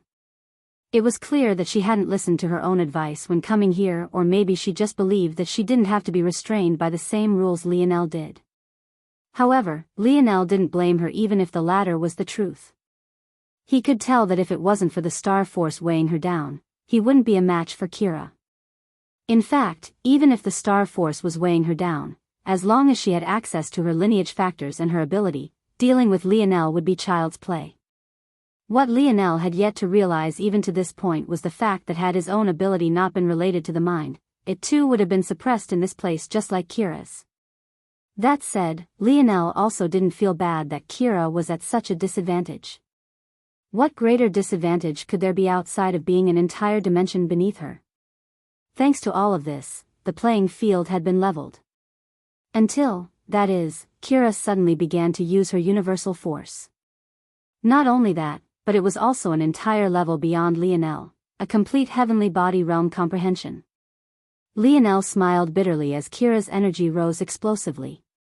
Her strength increased by more than 10 times, and whatever heft her steps had been limited by seemed to practically vanish. She became like a leaf floating in hurricane-force winds, and yet her seemingly frail body was unaffected, following the ebbs and flows with a deft skill. A map of the stars appeared behind Kira. Lionel could see the streaking meteors, the sparkling moons, the vibrant planets and the radiant stars. All of it revolved around a delicately sculpted rose. It had more petals and layers than a lotus. Its color was as crimson as a drop of blood and more beautiful than a twinkling ruby. Amidst it all, Kira's figure followed the strokes of the flower, her blade dancing in gorgeous arcs that left Lionel at a loss for words. The cuts that ran across Lionel's body increased explosively in number. At times, the blade didn't even seem to touch him before a streak of blood was forced out, following the arcs of Kira's force as though to become one with her saber as well. Still, amidst all of this, Lionel could tell that the only reason he was still here was because Kira had no real intent to kill. He could see it from the twitch of her muscles to the trembling of her blade that she didn't seem to want to take that final step. Of course, it wasn't because she was scared to kill. Lionel felt that wasn't it. Rather, it was more like pity. She actually felt bad for him. Hey Kira. What do you say about becoming one of my generals?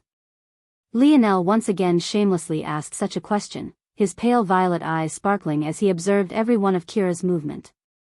Compared to Emna, not only was Kira far better in terms of strength, she also had character that Lionel was fond of.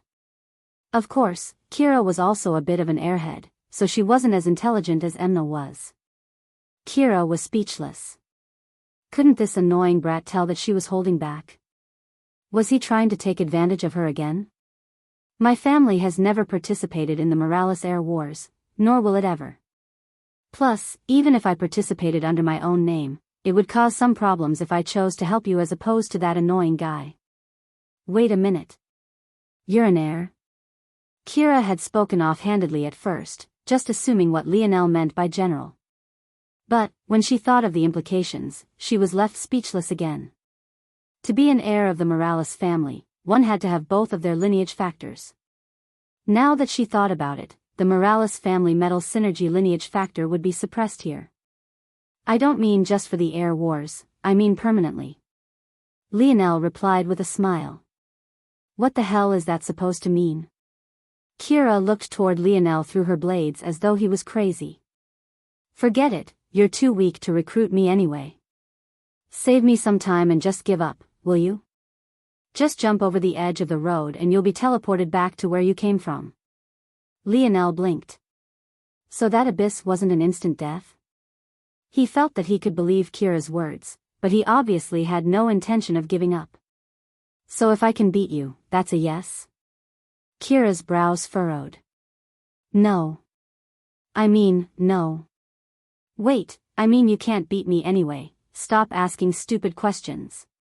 You're trying to take advantage of me again. Lionel couldn't help but chuckled. You're so powerful, why are you always worried about people taking advantage of you? Just chop them up with your sabers. That's what my mom said to do too. But I can't chop everyone up. That annoying cousin of yours is one of them. I really want to chop him up too, but I can't. Lionel's lip twitched. He didn't know he had a cousin to begin with. Well, aside from a certain young man from Earth. Did his father have brothers or sisters? Or did she just say cousin because they were loosely related? Lionel wasn't sure. How about this? Lionel's lip curled. If I beat you here, you have to promise to become my general. Ah. That sounds like a terrible deal. Dad always says to not accept one-sided deals. What are you giving up if you lose? If I lose, I'll craft you a pair of silver-grade sabers perfectly tailored to you. Kira blinked. You're a silver crafter? Lionel's lip twitched as he avoided Kira's gaze. He wasn't one. Yet. But it was only a matter of time, right? Soon, it'll be one soon. Very soon. Lionel lied shamelessly. Kira blinked again. But, during all this time, her sabers had never stopped. In fact, they only seemed to be growing more and more powerful. Okay. But it's not like you can beat me anyway. Kira's mask moved in a way that could only have been caused by a bright smile. Lionel laughed heartily. Remember. You said it. It's not very good for people to lie. Lionel's body suddenly began to shimmer. Runes were forcefully manifested all over his body, but rather than having the bronze color they usually had, they sparkled like a translucent blue diamond, coating Lionel's chiseled frame in a beautiful light blue. Kira's eyes widened. That's impossible. You shouldn't be able to use that here, you're cheating. Lionel's grin only widened as his speed increased explosively. Dense force began to billow out from his body like solar flares.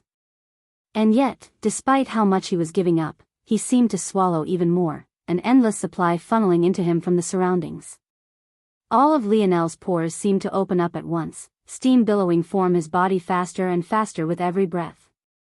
In just a split moment, his strength stepped over an unimaginable threshold. Star fusion. Lionel's irises became so bright that they shimmered like two floating balls of amethyst. He shot forward, breaking through Kira's initial defenses with a shocking ease. The latter was so taken aback that she forgot to hold back, but just when she was panicking at having unleashed her full strength, she found that even that wasn't enough. What? Kira was at a loss. Crossing dimensional barriers to do battle was something you only heard about in lower dimensions. Such a thing happening in the highest 7th or 8th dimensions was absolutely unheard of, especially not when the person in question was a genius like her. Unfortunately, Kira was at too much of a disadvantage.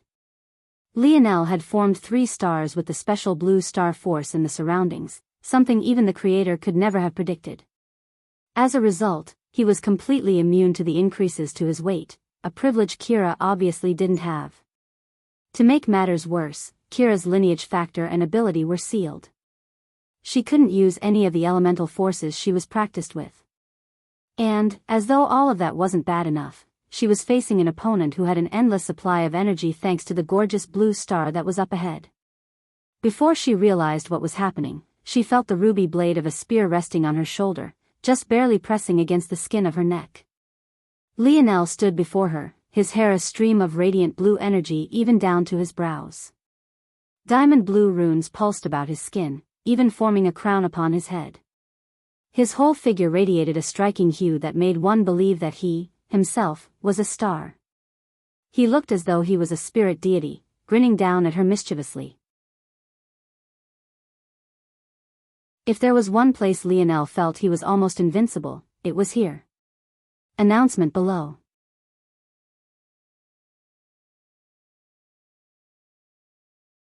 Chapter 878. I win. Lionel grinned, his teeth practically sparkling like shimmering diamonds as the energy continued to billow around him.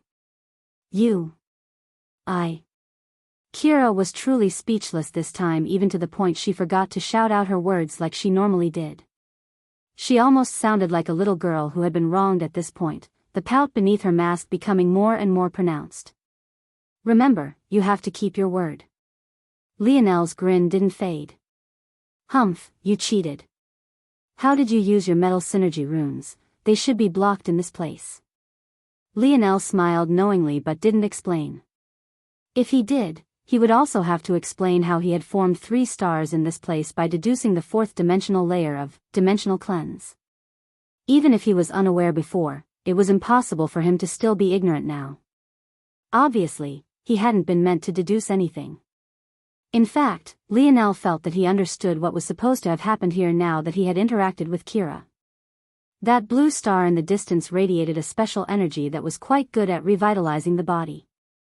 It was chosen not for the sake of allowing comprehension of the 4th dimensional layer, but rather so that those taking this trial wouldn't have to worry about sleep or food.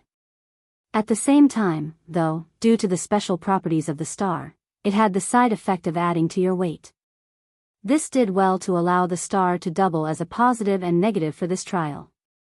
On the one hand, you wouldn't need to worry about fatigue or hunger, but on the other, it made the challenge tougher.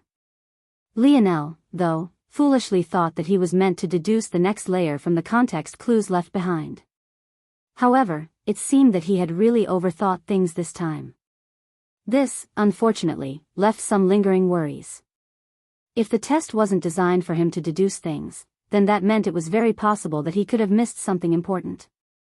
Now, he was even more eager to get his hands on the real version so that he could compare and contrast. Luckily he hadn't been able to deduce the next layer, or else things might have been difficult to reverse should he really have made a mistake. Even with all of this said, there was still something else that Lionel was completely unaware of. That blue star in the distance was no simple blue star. In fact, to call it as such was doing a disservice to its true ability. Among the top 10 star forces in existence, the force that this star produced was among the only two that were made of pure star force without the addition of other elements. This blue star force was known as vital star force. It was among the rarest star forces in all of existence, and the stars that produced it were even rarer. In fact, it might not be an exaggeration to say that this vital star was the only one of its kind left. The Dyson sphere that spun around the vital star wasn't there to just harness its energy, it was also in place to keep the star living far beyond its normal lifespan. What did this mean? Well, Lionel was probably the only one to be foolish enough to deduce a cultivation method amidst a battle trial. He was also probably the only one foolish enough to not only deduce it, but actually act upon what he deduced. He was further the only one foolish and lucky enough to have the affinity necessary to form not just one star but 3 simultaneously. This was all to say that maybe in the entire dimensional verse, Lionel was the only one currently living to have formed 3 stars of vital star force. You're not going to go back on your word, right? Lionel blinked innocently. You. Shameless. Mother said to avoid shameless men like you. Lionel laughed. He had no idea how Kira's family felt confident in sending such a naive young lady here to fend for herself. Then again, considering her strength, maybe they didn't feel like they had anything to worry about. Whatever, I can't help you with the air wars even if I wanted to. It would cause too many problems and my mom and dad would have to get yelled at again. I don't want them to get yelled at. Lionel sighed. Even though Kira was clearly going back on her word, he had never seriously expected her to accept so easily in the first place. With the plans he had in mind, it would most definitely be powerful families like Kira's own that stood in his way the most, so he couldn't very well ask someone who hardly knew him to betray their family, right? Ironically, though, this all seemed to be tied to that cousin of his. Even without really knowing what was happening, Lionel could only think of 2 explanations. The first was that this cousin had blood ties to Kira's family. These ties were most likely related to one of their parents or grandparents at the very worst. Since the air wars relied on gathering outside help, families' ties were among the most important. So, Lionel wouldn't be surprised if his competition had strong backing from either their mother or father's side. The second possibility was a marriage alliance. In that case, Kira would be betrothed to one of his cousins. That would make it even more difficult for her to side with Lionel regardless of the situation. Truth be told, Lionel didn't really want Kira for the air wars, he was thinking far beyond this. As far as he was concerned, the air wars were just a convenient and seamless way to take over the Morales family, nothing more, nothing less. Alright. Fine. I should have known I couldn't trust you. Lionel said teasingly. Go ahead and jump over the side, then. Kira stamped her foot. You cheated. It definitely doesn't count.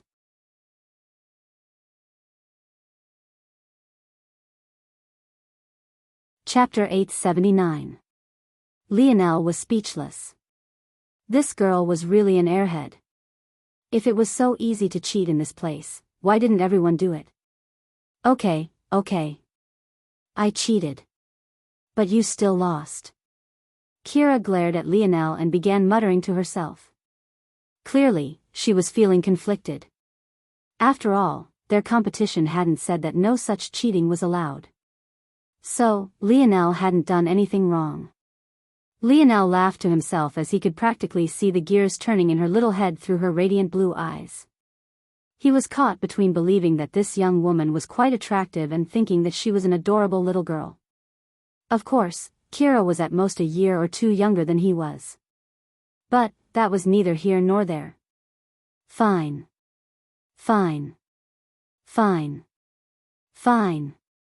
Kira stomped her foot. Before Lionel could react, he found a delicately sculpted veil being pushed into his chest and thanks to Kira's palm. He felt a slight cold sweat mat his brow because that airhead was actually still holding her saber at the same time. If she was just a little careless, she might have cut him in half. This. Lionel blinked in confusion, tilting his head. The vial was filled with a dense red liquid. But, what shocked Lionel was that when he caught it, his hand almost crashed to the ground. By the time he picked himself up, Kira was already at the edge of the light road, glaring back at him. Consider that as compensation. Oh, and remember that you only get to step off the road like this on your first attempt. During your second attempt, you're only allowed to quit after gaining a fragment of dimensional cleanse. Quitting at any other moment means death. Humph, I don't know why I'm explaining these things to you. You're clearly a cheater. With that, Kira stepped off the road as though there wasn't an endless abyss below. Even Lionel couldn't help but slightly panic for her. But, before he could do anything, she had vanished. Lionel's brow furrowed. He found himself hoping that she was okay. Even though she was an airhead, she had clearly helped him more than he could put into words.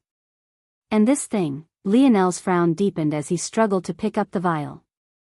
Even his fingers themselves struggled to keep their grip around it.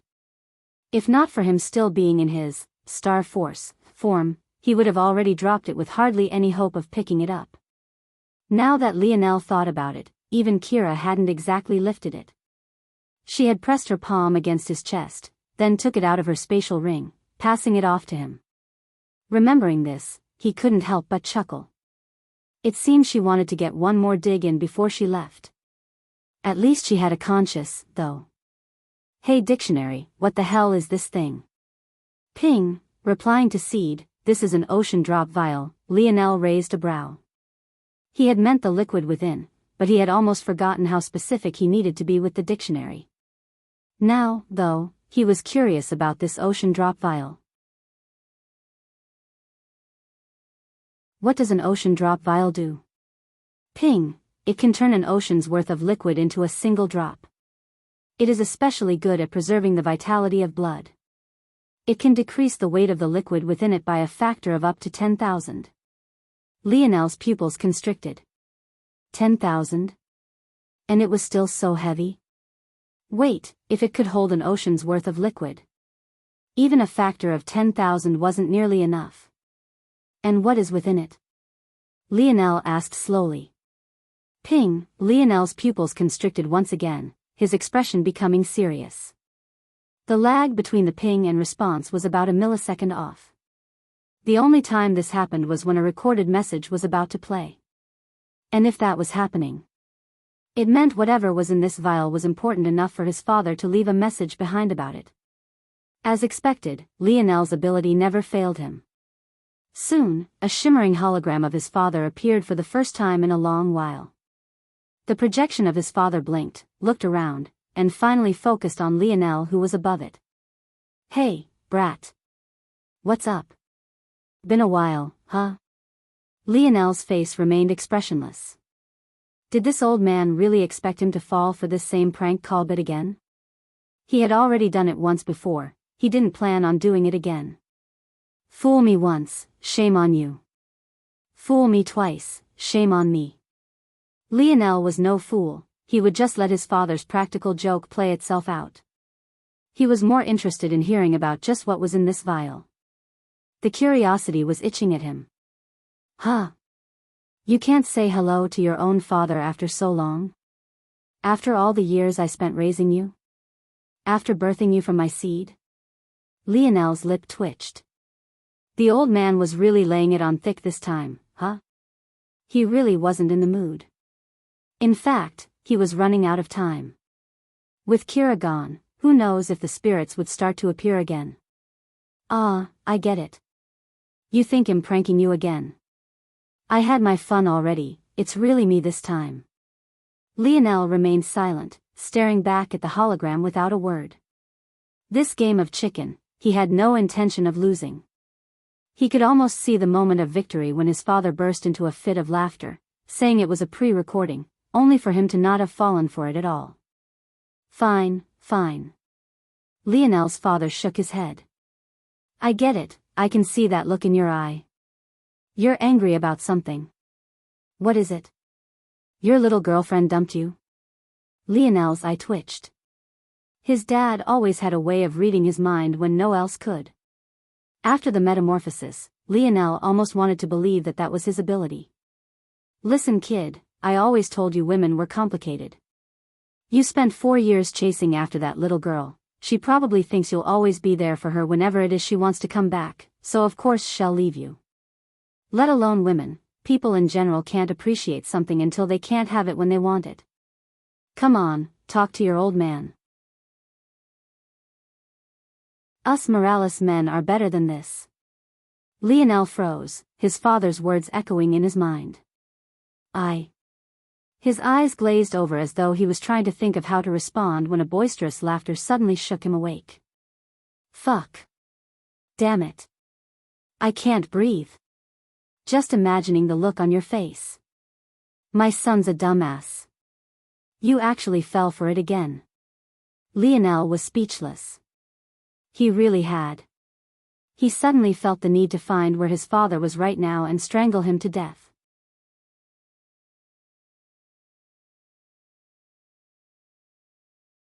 Chapter 880. Lionel shook his head. Maybe someone else would have been truly enraged by now. After all, making jokes about such a sensitive subject was enough to trigger a lot of people, especially when it was about themselves. But Lionel had always been good at compartmentalizing things. At least he hadn't said too much before his father went off. This old man was really getting more and more annoying with age. The good news was that this was less likely to be a serious matter. After all, the last time a recording of his father was triggered, it was about the death of his paternal grandfather. Back then, there hadn't been any room for joking at all. In fact, Lionel distinctly remembered his father being on the brink of rage, an emotion Lionel had never seen on him before. Since his father could joke now, at least that meant that this was a lighter matter. Unfortunately, Lionel couldn't have been more wrong. Lionel speechlessly looked from the dictionary to the vial and back again after his father's hologram faded. For a long while, or at least what would have felt like it with how many things ran through his mind, he didn't move or say anything. Void invalids. If it could be said that invalids were the failures of the universe and variant invalids were among the greatest threat, then void invalids were the creature lurking in the night, not in the sense that they were a bedtime fairy tale, but in that they were an existential threat to all. Invalids, as failures, were often the carbon copy of the races they supposedly failed from. Lionel had never thought about it before because all the invalids he had ever come across were humans, but what if the invalid in question was from another race? There had to be invalid beasts, maybe invalid oryx, or invalids of any myriad of other races. Right? Void invalids were invalids of a particular race, a race that would have ruled over the dimensional verse had they still existed. His father called these creatures void beasts. Void beasts had never had a world to call home. They were birthed from celestial bodies and roamed space with the same freedom that birds roamed the skies. They swallowed worlds as snacks and burped out stars for relief. These were the kind of creatures that were simply far too beyond Lionel's understanding to grasp. The current Lionel couldn't even sustain himself in the depths of space without special equipment. In fact, only sixth-dimension existence with special abilities and upward could do such a thing. However, from infancy, such void beasts took what he would find difficult as a time of leisure. And yet, they were not only extinct, they had been devoured by the invalids of their race, creating an all-new category of invalids all to their own. Void invalids. The truth was that this blood wasn't from a void invalid. As far as Lionel knew, invalids didn't really have blood. Or rather, they did, only up until their death wherein their bodies became motes of light and force. The blood that Kira had given him was from the corpse of a void beast. According to the dictionary, it had less than 1% of its original potency left by the time Kira's Salvatine family had found it. From analysis, the original void beast had been dead for hundreds of thousands of years, likely longer than even that. The dictionary had further deduced that the void invalid that killed it likely only snatched away its ethereal glabella, swallowing it for its evolution. As for the rest of the void beast's body, it was fairly useless to it. Lionel could imagine a mountain corpse the size of a planet floating about in space, an endless river of red orbiting about it. It was said that the empty space in the universe was so vast that even if you pointed in a random direction and headed in it without deviating to the left or right, there was an almost 100% chance you would reach the end of it all without touching a single thing. For a beast as massive as the Void Beast, this was likely still true. Who knew how long its death had been an unknown blight on the world? Lionel was suddenly reminded of another thought experiment. If a tree fell in a forest with no one to witness it, does it make a sound? If you die alone in the vastness of space without a friend or family to remember you, did you really die? It was quite chilling. The Void Beasts were so powerful, and yet there were so few. They had no parents, no friends. They could hold the fate of the dimensional verse in the palms of their hands, but what did that count for? Lionel clenched the vial tightly. Just months ago, he was worrying over exactly how to continue to press Little Blackstar's evolution forward, only for such a boon to end up in his hand. Even though the potency was less than 1% what it was originally, Void Beasts were still the rulers of all Shadow Sovereigns. Even though Little Blackstar's ability placed him at the very pinnacle, he was greatly limited by how ordinary his origins were. The small body of Earth's minks weren't entirely conducive to producing powerful beings. This was why Lionel needed to help Little Blackstar's evolution along with the blood of stronger beasts. The stronger Little Blackstar's body became, the easier he would be able to accommodate the strength of his ability, and the faster he would grow. After absorbing the mimicry bat's blood, Little Blackstar's talent shone through and he was immediately able to awaken the strongest form of mimicry, ability Steal. Right now, this was already one of Lionel's strongest trump cards toward building the ideal world he had in mind. This alone was enough to prove just how strong Little Blackstar's talent was.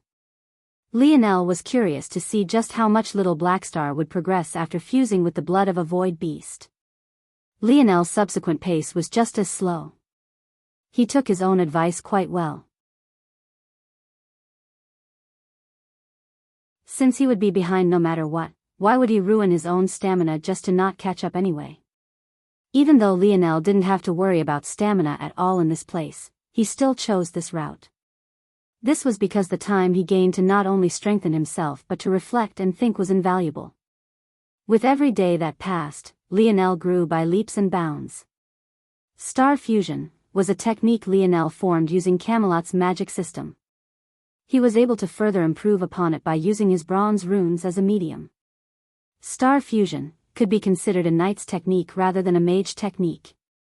It essentially used his body as a core of a star, combusting energy to boost everything from his strength to his speed to even his reaction time. Lionel calculated that in the real world, he would probably last a few minutes in that state and it would give him the strength of an entire dimension above himself, something that proved just how fearsome Vital Star Force was. At least this was the case when the gap between the fourth and fifth dimension was the target. However, in this world, with a vital star looming and the location being saturated with it, Lionel could stay in that state for as long as he wanted to. The only real limitation was the stress on his body. But, even that had been fixed thanks to using his bronze runes. When Lionel activated his bronze runes, his body became sturdier and more solid.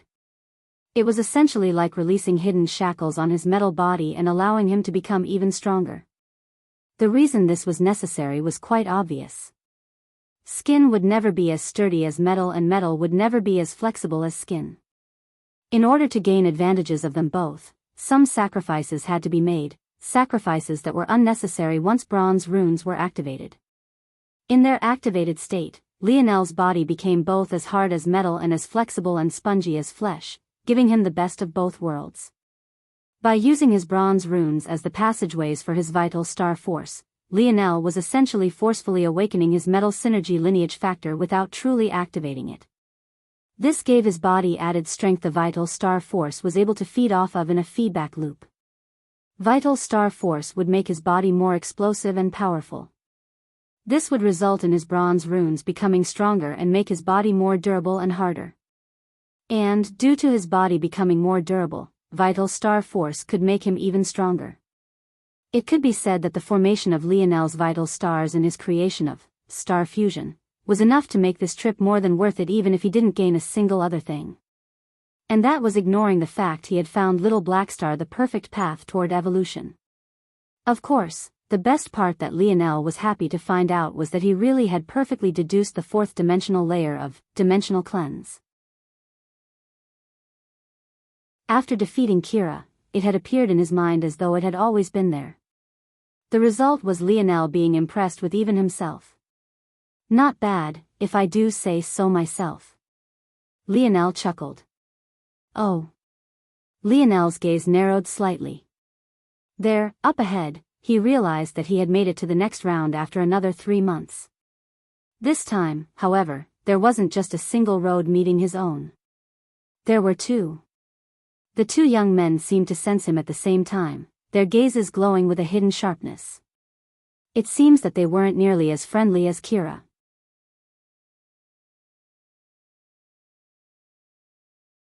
Chapter 881. Lionel's steps slowed, his mouth shaping into a small O as he sucked in a long breath. The wind reacted to his action, a vacuum of swirling blue moving about as his chest expanded. Even before he stepped into the range of the two young men before him, his body was filled to the brim with force. The two young men looked at one another. Much like Kira, they had been waiting here for a long while. They couldn't exactly be considered as friends and were just acquaintances. However, what they did have was a tacit agreement. The easiest target here was as bright as day.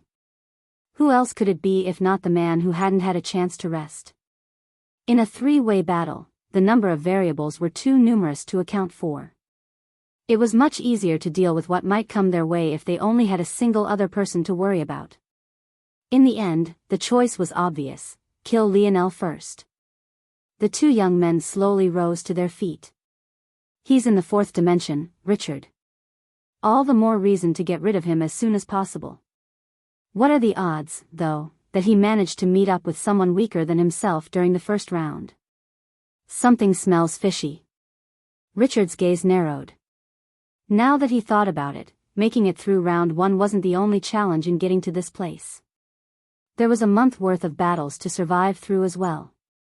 Though those battles were scaled by your own strength, helping you slowly squeeze out your own potential, by the time you got to this point, strength at the fifth dimension was a must. For most who entered this trial, succeeding in this second round was their goal. The 3 foundational layers of dimensional cleanse, along with the potential to birth up to 9 stars, was what was most enticing. As a result of this, it could be said that the first and second rounds were a massive filter. The creator couldn't just allow people a chance just because they wanted one, right? That wasn't how things worked. But it was exactly because this was such a great filter that Lionel's being here was so baffling. The moment Lionel's breath ended, his aura suddenly blazed. His runes burst to life, a gaseous star force emitting out from his hair, skin, and even eyes. It was clear that in the last 3 months, his star fusion had grown even more powerful. In fact, it had grown powerful to the point he knew that without opening the 5th dimensional gates of his metal synergy lineage factor, he didn't stand a chance at using it outside of this world. His hair became a long, gaseous, almost illusory river of force. His eyes lost the distinction of its irises, pupils and whites, becoming an orb of blue that encompassed it all. His body was wrapped by a beautiful blue fog, his runes shining a brighter and brighter diamond blue. The pupils of the two young men constricted, but Lionel had already bolted forth. If they could make the deduction that Lionel was the easiest target, how could Lionel not deduce what they were thinking? However, as far as he was concerned, it simply didn't matter. In this place? Against those of the 5th dimension? He was invincible. Richard pulled out a long rod. It was pitch black to the point it seemed to warp all the light that hung around it. Just by gazing upon it, one could feel its weight and heft. The second young man, who went by the name of Higlas, reacted just as quickly, a large hammer appearing with just a flip of his palm. It only took a single glance for Lionel to tell that these two were well into the 5th dimension. In fact, both were at Tier 7. Their strength was undeniable, and yet still several measures beneath Kira. It was clear to Lionel that neither was from a family anywhere near as strong as Kira's. Either that, or their talents simply couldn't match up. At least. The second was still a possibility until Lionel activated his spear domain lineage factor, causing his forehead to shimmer with a bright gold amidst all the sparkling blue. The moment he saw that the two before him didn't seem to recognize his lineage factor, it became obvious that the former was true. The only chance these two had was if their teamwork was seamless.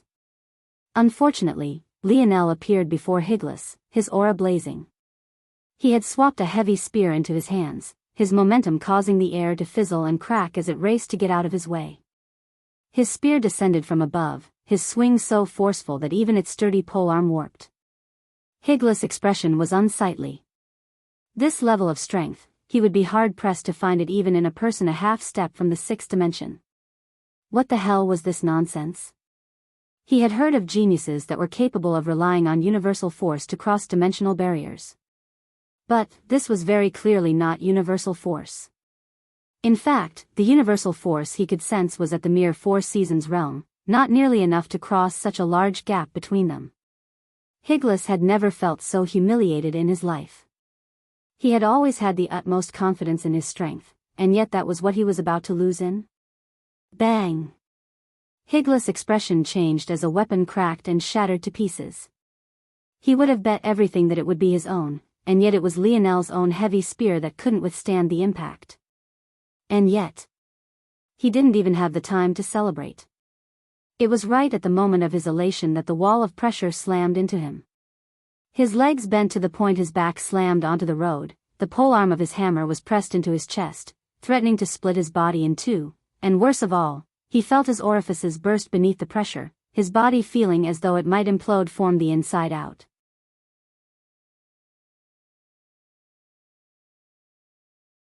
Chapter 882. Higless violently coughed up several mouthfuls of blood. But, due to the fact he was facing the sky, he nearly choked on it all to death a moment later. Richard, who still had his rod brandished, couldn't help but narrowed his eyes, gazing at Lionel who was currently looking at the now bladeless spear in his hand. Lionel sighed and shook his head. He knew that this heavy spear of his was only at the quasi-bronze level, but he hadn't expected for just a single blow to leave it in such a state.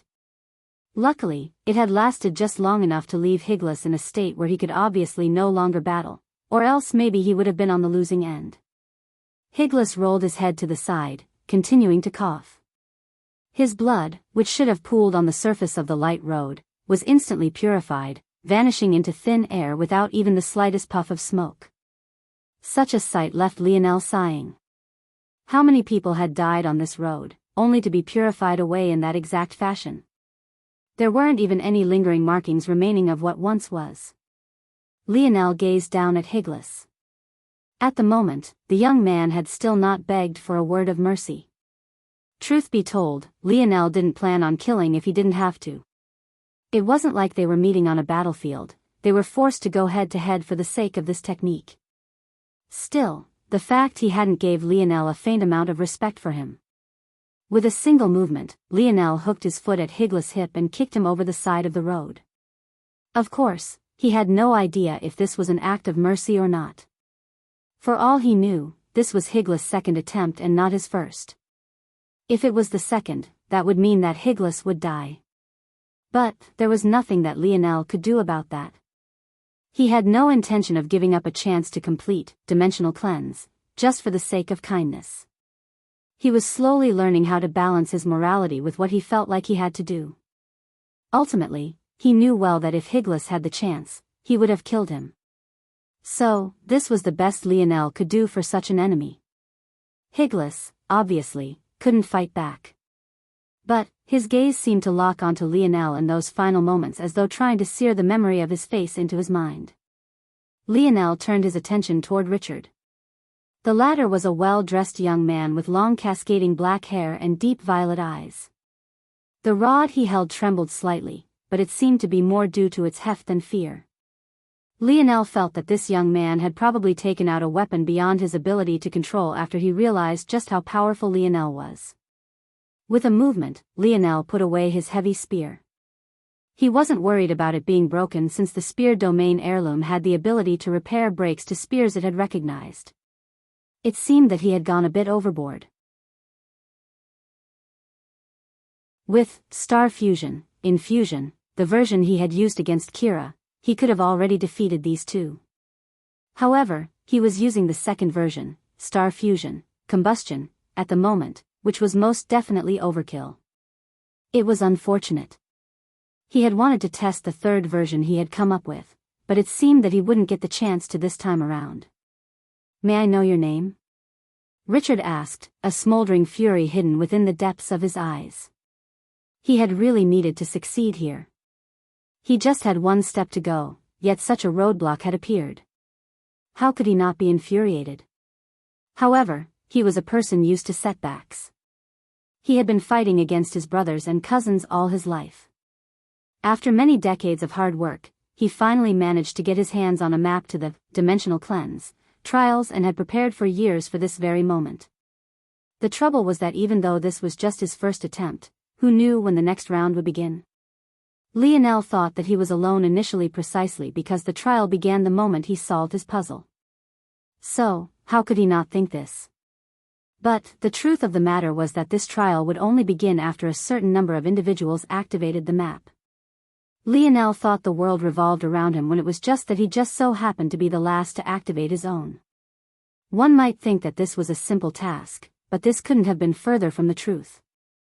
There were more maps than there were the number of people who could enter the trial at any given time. However, this didn't mean that meeting the quota was simple. How many were on their first try currently? How many would dare to start up their second trial immediately after the first despite knowing the risks? Wouldn't they take their time to grow much more powerful before trying again? How many were on their second trial currently? What would happen to their map pieces after they were teleported out of here? Whose hands would it fall into? How long would it take that person to decipher the puzzle? Most would enter from a safe, secluded place. So who knew how long it would take to find their map fragments again? With all these variables in place, it took an average of 100 or so years for the trial to reset itself and begin again. At the shortest, it was a decade. At the longest, it could even take a millennia or several of them. Lionel had no idea about all of this, or else he would have been in awe of Kira's integrity rather than making fun of her for not keeping her word. At the same time, he would also understand why Richard was smoldering with unwillingness and rage at this moment. "My name is Lionel Morales." "And you?" Lionel asked politely despite the fact he didn't particularly care. Richard frowned. "Morales?" It felt both familiar and foreign to him for some reason. "My name is Richard Viola, let's have a good battle."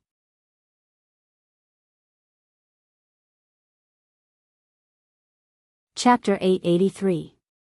The two shot forward simultaneously. Though he knew that it would be overkill, Lionel didn't want to waste another spear. He could tell how powerful Richard's rod was, and it was made of a material that reminded him of Elther's chaotic particle force. It had heft, an almost tangible gravitational pull to it, and it seemed like an endless void fashioned into a pole. However, it didn't seem to matter very much. Lionel could tell that Richard's skill was top-notch, even beyond his own. Lionel was still refining his spear domain and hadn't touched many spears at the 5th dimensional level. In addition, he had spent much of the past few months tweaking and refining Star Fusion, because he knew how important it would be to his combat prowess in his world. However, though it was faintly beyond him, the gap wasn't enormous. And, while there was a small gap in skill, the gap in power was an almost endless abyss. Richard's skill wasn't great enough to pin Lionel down, and his strength was far too weak to last more than a few dozen exchanges. After just several minutes, Richard found himself standing on the edge of the road, his heels not even touching ground anymore. He continued to glare at Lionel through the striking of their weapons.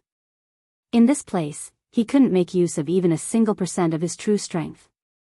His body was heavy, his lineage factor and ability was sealed away, and to make matters worse, this young man he was fighting didn't seem to have any of these limitations. He could tell that Lionel was holding back for some reason. And, even though he didn't know what that reason was, it only infuriated him more. He was so close. There was just a single person blocking his path towards securing the Viola family's airship for himself. And yet, he had actually run into such a roadblock. I should. Richard grit his teeth and shook his head. It wasn't worth it. If he used it now, he would waste it, and his intuition told him that it wouldn't fix much of anything. The gap between his current self and Lionel was far too wide. However, he held on so that he could continue to analyze Lionel. If there were two things it was patient and vengeful. He didn't know if he would ever run into this Lionel Morales again, but when he did, he would pay him back 100-fold. He likely has either a Star Force lineage factor or ability. It gives him a massive leg up in this place. But, outside, he won't have nearly as much Star Force to work with. The only way to match up to this density of Star Force would be to battle near a star. However, unless you were in the 6th dimension, you couldn't even consider battling in space. And, unless you were in the 7th, approaching even a 3rd-dimensional star was asking for death without appropriate protection. Stars, black holes and other celestial bodies were among the existences in the dimensional verse that were dangerous regardless of their dimension. Depending on how you looked at it, this could either be an intriguing mystery, completely irrelevant, or something that made little to no sense. When Richard found he could no longer hold on, he didn't give Lionel even the chance to kill him. He slipped a foot back, hooking his toes beneath the light road before pushing back with his remaining foot. His rod spun in his hand as he swung at the bottom of the road with all his might. Like an arrow out of a cannon, he shot into the abyss below, his two flickering violet irises the last things that were visible before he completely vanished. Lionel didn't react much to this. He hadn't been planning on killing Richard to begin with. That said, he hadn't been holding back to spare him but rather to focus on his star fusion, and see if there was anything that could be tweaked and fixed. At that moment, a flood of information entered Lionel's mind, causing him to close his eyes. He took long, steady breaths, his mind assimilating it all very quickly. Compared to the 4th dimension segment, the 5th dimensional was a lot more involved. Ironically, though, also compared to the 4th dimension, cultivation within the 5th dimension was far easier as well, especially for someone like Lionel. Depending on how you looked at it, that is.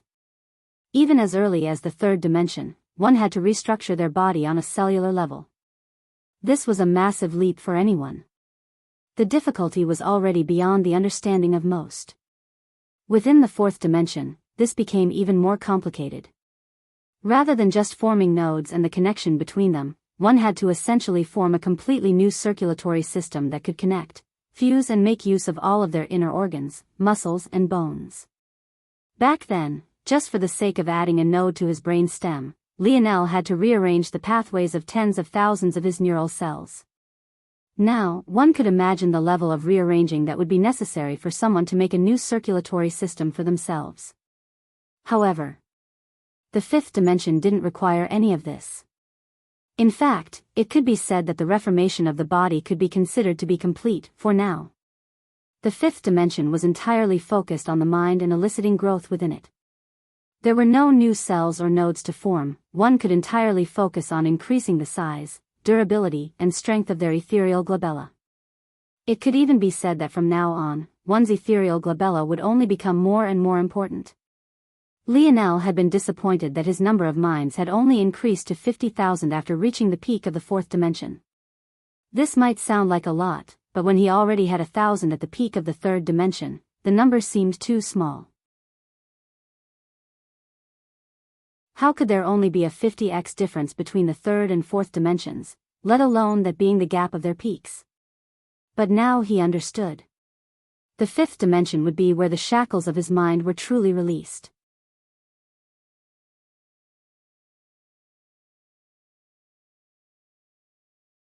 Chapter 884.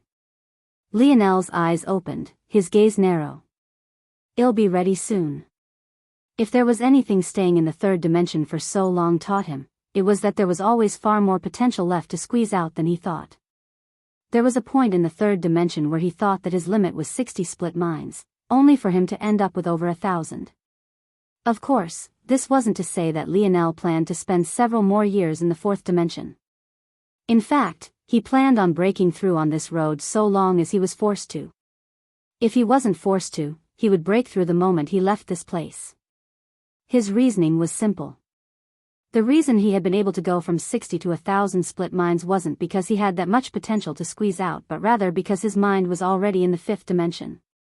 It had long since been far more ready to reach that level than he had given it credit for. Such a large difference could be explained by his body slowly acclimating and growing stronger within the limitation of the third dimension. Lionel had a feeling that even if he had broken through back when he only had 60 split minds, he would have still gained more than 10,000 after reaching the peak of the fourth dimension. Still, the reason Lionel wasn't breaking through immediately wasn't for his mind. He felt that no matter what, he would be able to bring it to its full potential. Rather, the reason he was holding back was due to his body. He had barely tasted fourth-dimensional force and he was still acclimating himself to it. His star fusion, and these last 3 months had sped up the process tremendously, especially the former. He felt it wouldn't be long before he spilled over in the fifth dimension much like he had the fourth. I've spent a lot of time here, it's probably time to speed up a bit, Lionel shot forward. It's interesting, though. I feel like I could tell anyone I want about the fourth dimensional layer of dimensional cleanse. But, for some reason, there's a barrier when it comes to the fifth. Kira had jumped off before Lionel got a chance to call out to her. But, he had wanted to give her the fourth dimensional layer at least before she left. He hadn't felt anything stopping him, so he thought it would be the same for all the layers. And yet, he found that the fifth dimensional layer was locked away in his mind with no intentions of allowing him to speak of it. In fact, Lionel got a small headache whenever he tried. Is it because I comprehended the fourth dimensional layer on my own? Lionel frowned. When he heard that dimensional cleanse could be practiced alongside other techniques, he had already had thoughts of passing it down to his brothers. But now, it seemed that things weren't so simple. What if I dissect and comprehend the fifth dimensional layer on my own, too? Would that be possible? Lionel wasn't sure, honestly. Could you learn something you already knew? Lionel felt that there was a subtle difference he might be able to take advantage of. Of course, what he didn't seem to realize was just how utterly ridiculous what he was thinking of doing was. Comprehending the fourth dimensional layer on your own was shocking enough. But, to even attempt to do so for the fifth. Suddenly, Lionel's eyes widened. He crossed the barrier at which a spirit warrior should have appeared. By now, they were appearing every 20 or so meters, so he had already been prepared to go all out. But, the reality was different from what he expected. A spirit hadn't appeared at the 20-meter mark. In fact, even after traveling over a kilometer, he didn't find one. When he was about to hit 10 kilometers, Lionel's senses caught onto the faint traces of a barrier. It was the same barrier he sensed whenever he had yet to defeat a spirit and also the same barrier he sensed during his battle with Kira and those 2 young men from before. But, this time, there was no spirit warrior. A puzzle. Lionel blinked before his lips spread into a wide grin. This was what he was best at. What he didn't expect, though, was that for the subsequent puzzles to take all 50,000 of his split minds to complete. There was nothing simple about this trial in the slightest. However, Lionel's speed compared to others at this point was like a night and day switch of before. By the time he made it to round 3, there was no one around but himself. He had actually managed to bridge a gap of almost half a year in a single round. On a moon covered in red dust and sand, a portal opened up. Slowly, but surely, several figures walked out, each more ravaged and injured than the last. Even still, many of them could only look toward the back of a particular young woman with reverence clear in their eyes. Her armor was caked with blood from top to bottom, some of it having yet to completely dry. The grip she had over her battle axe hadn't weakened not even a single measure in all this time.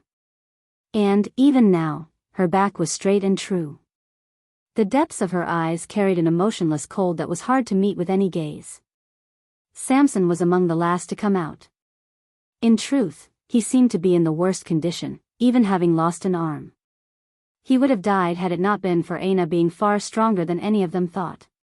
In fact, all of them would have died. He looked toward her back with a hint of worship. He had never managed to catch a glimpse of her face, but maybe that was for the best. He felt that such a warrior shouldn't be blasphemed in this way just because she was a woman. It seems that the Brazingers will be yet another hereditary vassal family.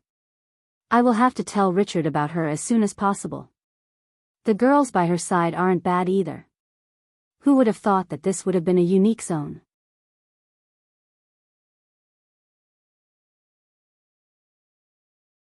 Chapter 885. Richard appeared back within a familiar space, his expression the mark of coldness. Every one of his features seemed to have been etched out of a slab of marble, remaining unmoving for several moments past what was natural. It was only after half of an hour passed that he took his first breath, expelling all of the rage that had built up within him. Looking down at the map piece in his hand, he stored it within a hidden spatial compartment in his belt, his expression returning to a normal baseline as though nothing had happened. After another deep breath, he steadied himself completely. There were still a few years left. He already had a lead amongst all the other potential heirs, and this would have just placed him far above them. But, since things had ended like this, he would have to find another way to end this competition for good. He had still managed to gain the fourth-dimensional layer. If he combined it with the third-dimensional layer, should he be lucky enough, he might not have to worry about not having received the fifth-dimensional layer. By now, the others should have found the stars I'm looking for. I'll complete the first 2 layers first before moving on with the next step of my plan. Richard was about to make a move to communicate with his subordinates covertly, not wanting anyone to know that he had returned just yet, when he realized that he had actually already received a message. Toward this, he couldn't help but raise an eyebrow. Anyone with the specifications of this talisman knew that he didn't want to be disturbed. The only reason they would dare to reach out to him anyway was if the matter was of the utmost importance. As expected, Richard had hardly begun reading into the specifics when his pupils constricted. A unique zone related to the Silver Empire? Even for Richard, who had seen a lot of things in his life, such a thing couldn't help but make his heart skip a beat. The truth was that Silver Empire zones were not rare. It might have collapsed long ago, but its territory had been wide and expansive. The number of situations that would have occurred in such a large region to trigger the creation of a zone into the future was enormous. However, any empire of that size, as a form of protection to themselves, would have numerous fail-safes against the formation of zones. Although they wouldn't be able to stop them from being formed, what they could do was twist and distort the connection, making whatever gains one could make in their zones bordering on useless. One might wonder what the point of all of this was. But, the answer was plain as long as Lionel's experiences were taken into account. When Lionel entered the Joan zone, he had truly stepped foot into medieval France. If he had wanted, he could have learned what most historians would spend a lifetime unearthing just with a few moments of patience. He was able to fight in wars they could only speculate about, meet Joan of Arc who they could only deify, and he had even shared a building with a king that had died centuries ago. If he had wanted, he could have learned even what underwear Joan wore on a daily basis. It was just that all of this information was meaningless to him as a person from the 25th century. However, what if the target in question was an almighty empire who, at the height of their powers, ruled over several galaxies and stood atop seventh-dimensional worlds? In that case, wouldn't a single zone be a gateway to a wealth of information they could only dream about? The concept was the same for Earth, honestly, depending on the situation. Some conspiracy theorists believed that things like the former Egyptian empires were formed by aliens. Some others even believed in lost cities of gold or mythical cities like Atlantis. Wouldn't such pivotal events be stored in zones as well? What sort of secrets might be hidden in the tale and legend of such events? This ultimately led to a problem. It was fine if an empire was already destroyed. But, if these zones were popping up erratically all over their empire while they were still reigning, wouldn't these zones also give their enemies a chance at their secrets? One might say at this point that it wasn't like zones were safe havens. After all, if Lionel had wanted to learn the secrets of the French, he would have still had to put his life on the line. This was even more so for an empire like the Silver Empire. However, think of this for a moment. When an empire is growing, they obviously start at the lowest levels. They might start as a bronze organization before becoming a silver organization and finally growing to a gold organization or empire like the Silver Empire had. What if the secret to your success had been with you since the very beginning? What if there was an ability you wanted to hide, a lineage factor you wanted to keep secret, an unworldly treasure you didn't want others to know of? But, as you grow, wouldn't the enemies you had to face also grow stronger? If those enemies targeted zones where you still had the strength of a bronze organization while they had the strength of a gold one, wouldn't all your secrets be laid bare? This was exactly why powerful organizations, families, kingdoms and empires all chose a completely different path. By using an unfathomable amount of resources, they were able to distort what one would find in zones. These distortions made it impossible to tell what was true and what wasn't, leaving their enemies with no information at all. These distorted zones were useless for information and could only be used for training. Unless it became a unique zone.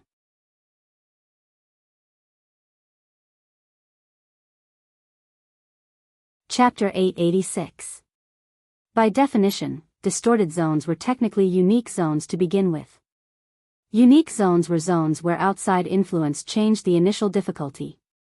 Distorted zones were zones warped by outside influences as well. It was just that their difficulty didn't tend to change much at all. However, there were exceptions to this rule, and that was reserved for zones formed as the fall of an empire neared or its formation was nigh. At these two opposing points in an empire's history, its impact on the timeline was the greatest, making any attempted distortion very difficult. The result would be a unique zones whose difficulty was far and above away what it should have been. Not only would the distortion fail, but the likelihood of death would skyrocket. Even still, many would clamber at the chance to enter such a zone, some even more so than mythological zones. After all, a mythological zone was a random spin of the wheel. There was no telling if you would get a magic system that was powerful or weak. However, a unique zone that had been distorted was almost a guaranteed jackpot as long as the empire was powerful. By now, Richard's reaction to it all was more than just a little bit justified. The Silver Empire more than fit the bill for what was worth it. However, he soon calmed himself. For one, the timeline that Aina and the others had entered had been the Empire's infancy, not near their downfall. Samson had long since said that they would be meeting a young General Phi, that alone spoke for itself. Though it was possible for the Silver Empire to have grown off the back of some ultra-treasure that this zone would unveil the existence of, the likelihood was small. Most empires didn't rise like that, so Richard wouldn't put his hopes into such a thing. Many of an empire's trump cards came later as they accumulated wealth over thousands of years. The second reason Richard calmed himself was because of the rules of the Viola family. He could probably ignore them usually, but Samson had been tasked to do a duty that he was meant to have done. Obviously, this meant that all those who participated were high profile and exactly the people the rules were created for. Simply put, he couldn't just snatch their gains because he felt like it. It would be one thing if Samson was the one to accumulate all the wealth of information, but from what he could tell from this recounting, the one to having likely benefited the most was a woman by the name of Aina Brazinger. Richard's eyes narrowed. Samson had left behind a glowing assessment of this woman and he trusted Samson's judgment. She also seemed to be the daughter of vassal Miel Brazinger, which was good because Miel hadn't chosen a side yet. He seemed to have wanted to stay neutral. If Richard could get Aina to his side, wouldn't it be like also having Miel as well? Even if Miel didn't see it this way, what would the other heirs think? This could work. But geniuses like this are often haughty and she seems to have the right to be. Samson describes her as cold and detached. Approaching such a woman would border on impossible. Richard wasn't foolish enough to believe that he could charm his way through such a situation. Even though he was quite confident in himself in this regard, to have such a woman warm up would take years. In fact, in his experience, unless you got to her quite young, it would be almost impossible. At the same time, though, depending on the kind of cold and detached she was, things could also be easier.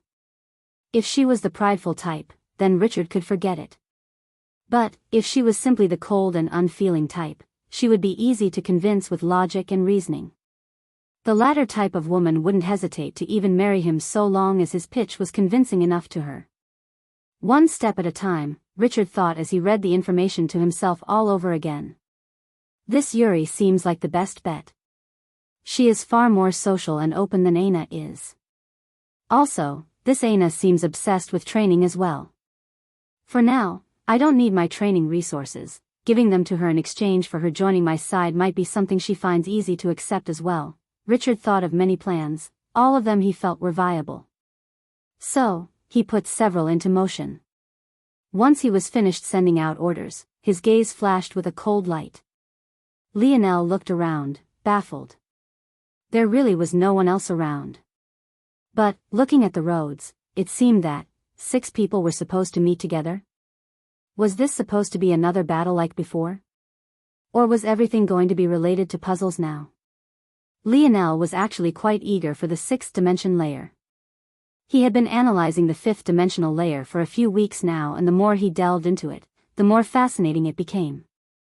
Practicing the 5th dimensional layer, unlike the previous 2, was like an act of silent meditation. It all happened in the mind, and one's concentration and comprehension of the technique decided how fast it went and how pure the force you absorbed was. It was just that Lionel had never expected it to grow so complicated. But, the more and more he observed it, the more he got the feeling that the 5th dimensional layer reminded him of something oh so familiar, something so familiar that he practically worked with them every day. Force arts.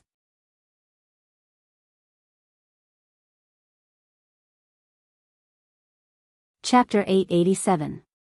The first step of the 5th dimensional layer was to clear your mind of distracting thoughts. After this was the visualization. Back on Earth, even in the 25th century, there were entire sciences based around state of mind and its importance. In order to understand, one only need to look towards stories of mothers lifting cars up and off of their children. In those moments, it wasn't about whether or not they could accomplish it, but rather they had to no matter what. Or else they would lose something precious. Visualization was a way of artificially allowing a person to reach such a state. There were athletes and pro lifters who could place themselves in the most horrid of situations mentally, all for the sake of gaining that extra boost in strength. Simply put, the mind was a powerful thing. That said, the 5th dimensional layer didn't take advantage of this in a physical aspect, or, more accurately, not directly. Rather, it allowed the mind to reach the optimal state for large influxes of force. This would then in turn allow the body to reach a higher state of being by proxy. The 5th dimension could be seen as a process of using the mind to undo the artificial shackles on the body, bringing you to a higher state of being. However, Lionel couldn't help but feel that the visualization needed to accomplish this was eerily familiar to force arts. Rather than relying on raw emotion or the imagining of terrible events to raise strength, the 5th dimensional layer of dimensional cleanse used a complex series of patterns. At first, it felt like it was directing you in how to circulate your energy. But, as Lionel layered these patterns atop of one another in his dream world and it became more and more complex, he realized that it was indeed just one big force art.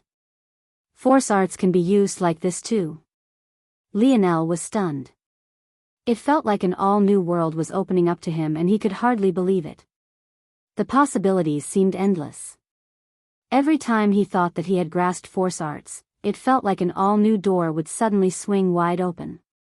First it was crafting, then it was mage arts, and now it was visualizations.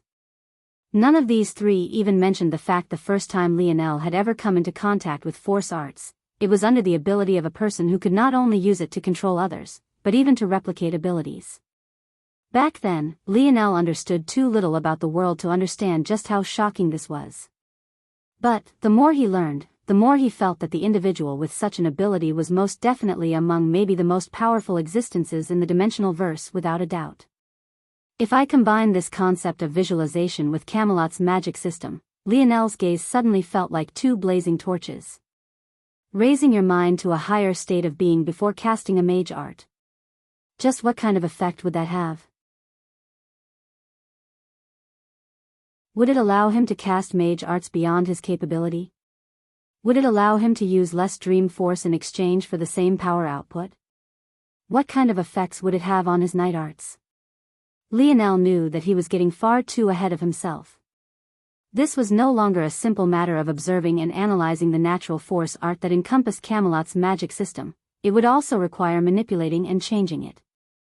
Something like that would be difficult to do without a full grasp of Camelot's magic system.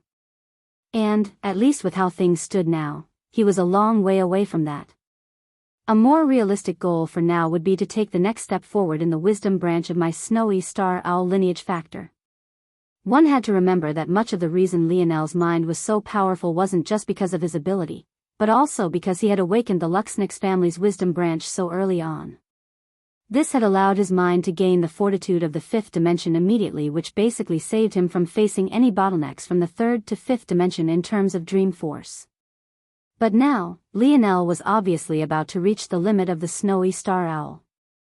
After all, it had to be remembered that they were a sixth-dimensional beast. Obviously, its abilities wouldn't be able to help him beyond that cap. Still, there was no use in lamenting such a thing if Lionel hadn't even reached its peak potential yet. He could worry about not having a lineage factor for his mind to rely on when that time came. But, for now, he had to find a way to progress first. The good news was that Lionel already had a pretty good idea. The evolution paths for the snowy star owl were quite narrow when it came to the wisdom branch. Lionel had already faintly touched on the next layer as well, the snowy star owl's eyes. When Lionel evoked his snowy star owl lineage factor, sometimes its eyes would appear to his back.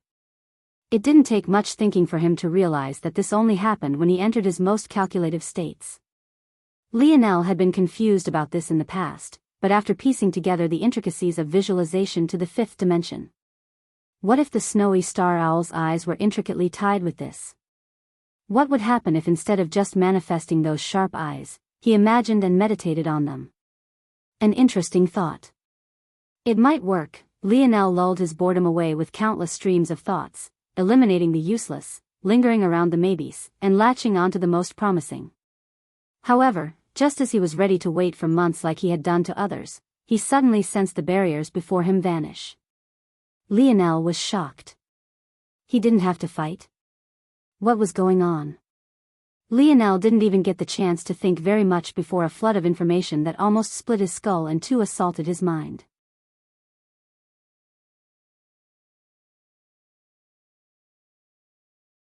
Chapter 888. Lionel frowned deeply.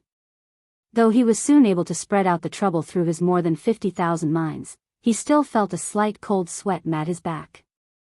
The difference between taking in the fifth and sixth dimensional layers was actually so great. He felt that if he had tried to do this while still in the third dimension, his head would have exploded into bits of bones and gore.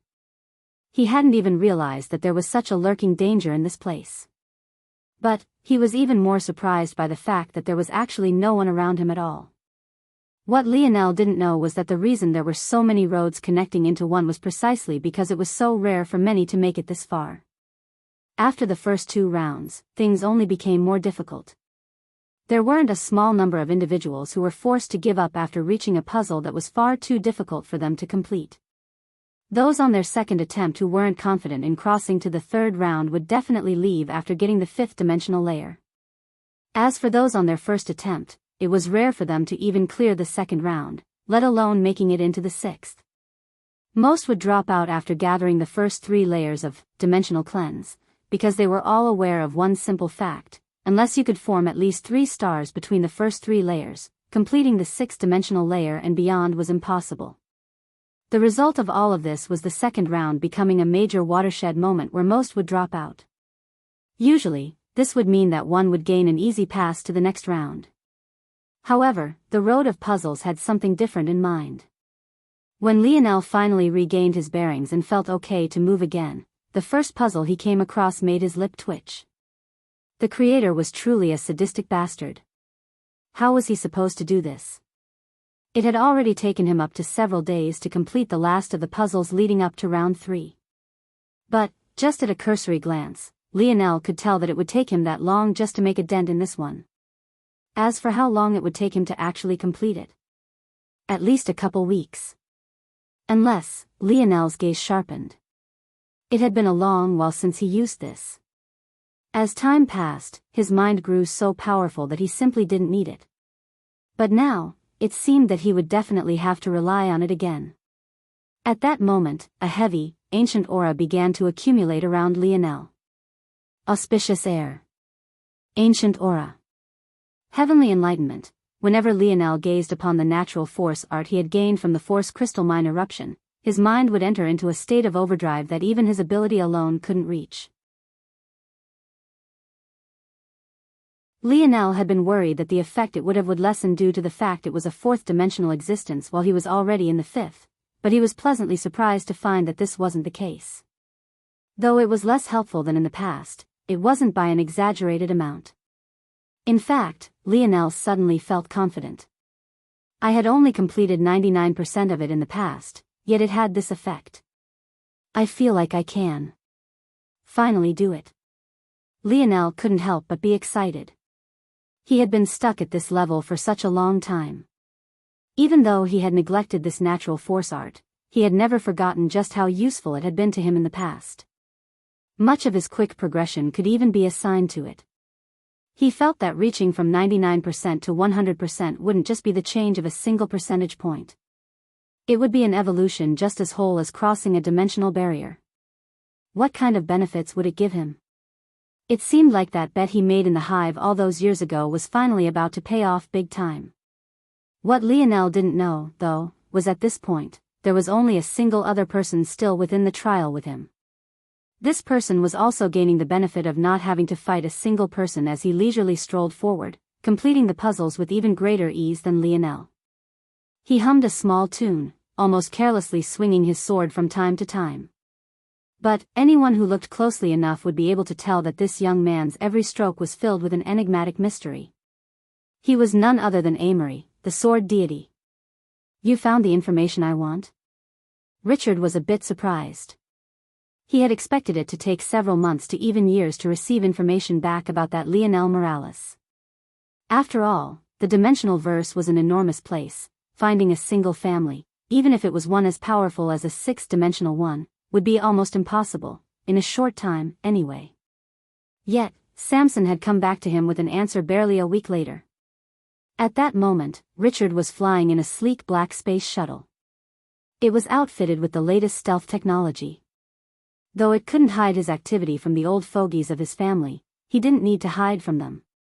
He just needed to keep his movements secret from the other heir candidates. From his vantage point, he could see the 3 planets that revolved around one another. In truth, each of these 3 planets was ruled by a different sixth-dimensional family. The black and purple one was for their Viola family. The other 2, the planet with the mountains that looked like horns and the other that looked like a polished golden marble with swirling white clouds, were controlled by 2 families just as powerful. As for the history behind this, it was long and complicated. Whenever Richard saw the 3 of them like this, he couldn't help but think back to it.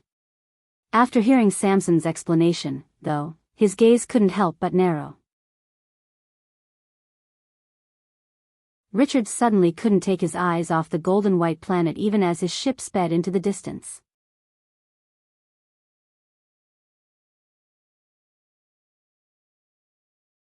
Chapter 889. The Viola family. The Torah family. The Luxnix family. The 3 revolve around one another, maintaining a balance within this region of their tri-pillar galaxy. It could be said that they were friends, rivals and enemies all in one, each keeping the other in check but all 3 being interdependent on one another. In his wildest dreams, Richard never thought that he would run into such a matter. In fact, it was even more shocking that such a matter had been hidden from him for so long. The potential implications of such a thing weren't simple at all.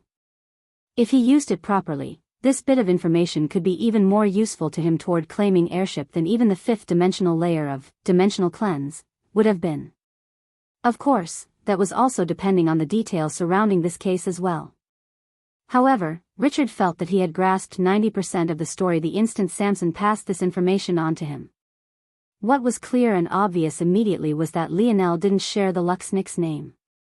This meant that it was the maternal side of his family.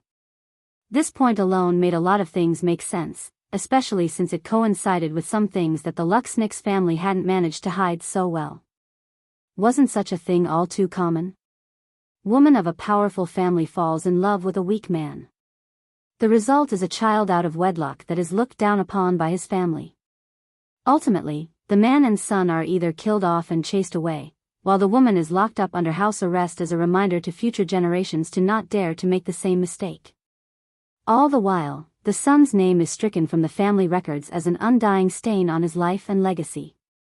This story was simple enough and it lined up with quite a few things.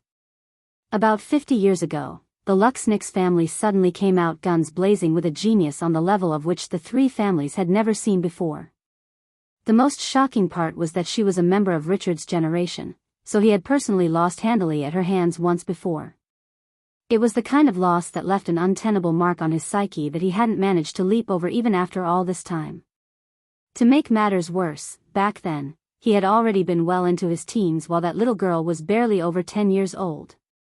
However, that girl also vanished years later without word, rhyme, or reason. The Luxnix family seemed to have completely forgotten about her as though she never existed. If those two timelines were fused into one, Richard's eyes suddenly glowed with a fierce light. Would he really get revenge on that little girl in such a way so decades later? He had always wanted to wash that shame away, but he had always meant to do so with his fists. However, that girl had already vanished even after he became so confident in himself. Richard's lip curled. What a present indeed. He had thought that Lionel was a devil come to ruin all of his plans and test his resolve.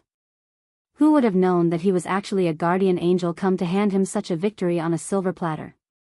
Not only would he get revenge on a foe of long ago, he just might be able to guarantee this victory for himself. Richard thought for several more moments before he suddenly began to write out a detailed message. Even as Richard began to scheme, he had no idea that the story he had deduced couldn't have been further from the truth. However, there was a reason he didn't bother to wait to see if his deductions would be correct or not. It was because it didn't matter. The mere fact he could comfortably deduce this at all made it believable. And believable was all he needed. Lionel had no idea what was happening so far away, nor did he know what kind of storm such a casual interaction would bring about. In truth, he had already mostly forgotten about Richard. How big was the universe? How could he ever just assume that he would have such a connection with this person? And, even if he did, how could he know that the young man would actually be petty enough to seek out revenge for something a 10-year-old girl had done to him? Of course, to be fair, Richard was at most 14 or 15 back then. But, by now, he was a man who was almost 70 years old. At some point, you had to let bygones be bygones, right? Unfortunately, Richard was a petty man who was simultaneously patient to an extreme. And, at the same time, this information was far too useful to him. Even if he wouldn't be able to get revenge at all, he would still do it. In fact, even if not a word of it was true, it would still have the very same effect. That was the beauty of it all.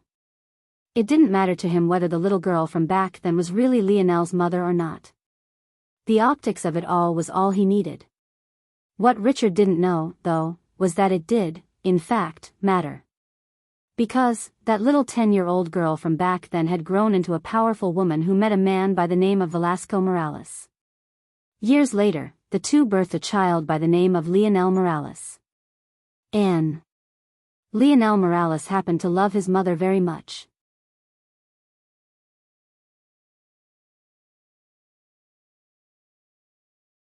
Chapter 890. Bang! The aura around Lionel suddenly shifted. Despite the fact he hadn't aged even a single day, the presence he gave off was old and wizened. Short of a long head of white hair, his every movement exuded a scholarly and ancient air. It took Lionel an entire 3 days to complete the natural force art, but the result was far outside his expectations. He suddenly realized at that moment that visualization wasn't new to him in the slightest.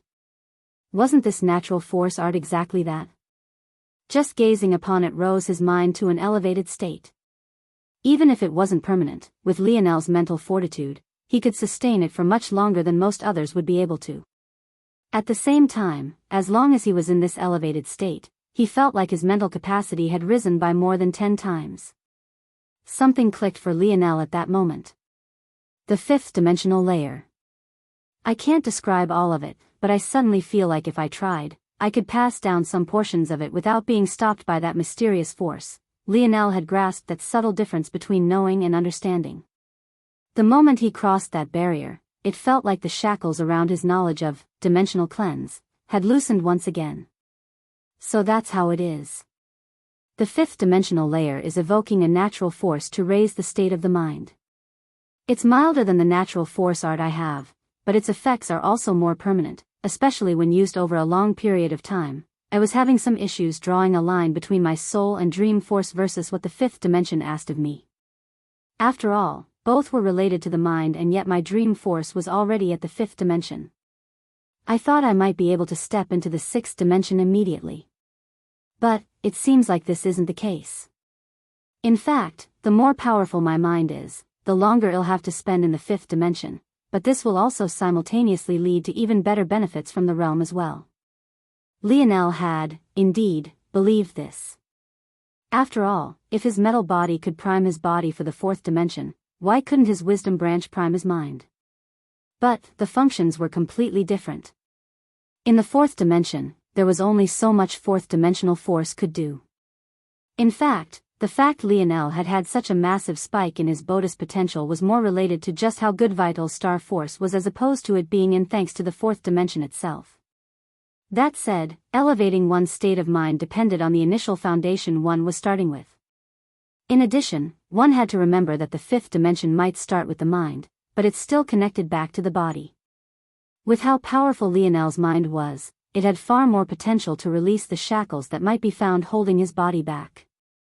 However, it was precisely because it was so powerful that Lionel's body would need so much time to adjust.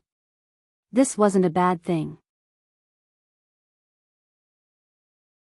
Even though it would take more time, Lionel would also have more steps forward to take compared to anyone else, allowing his growth to be far greater as well.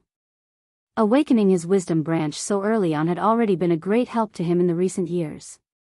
But it was only about to get even more useful. Let's finish this. Lionel's eyes opened, auspicious air still hanging around him in a heavy fog.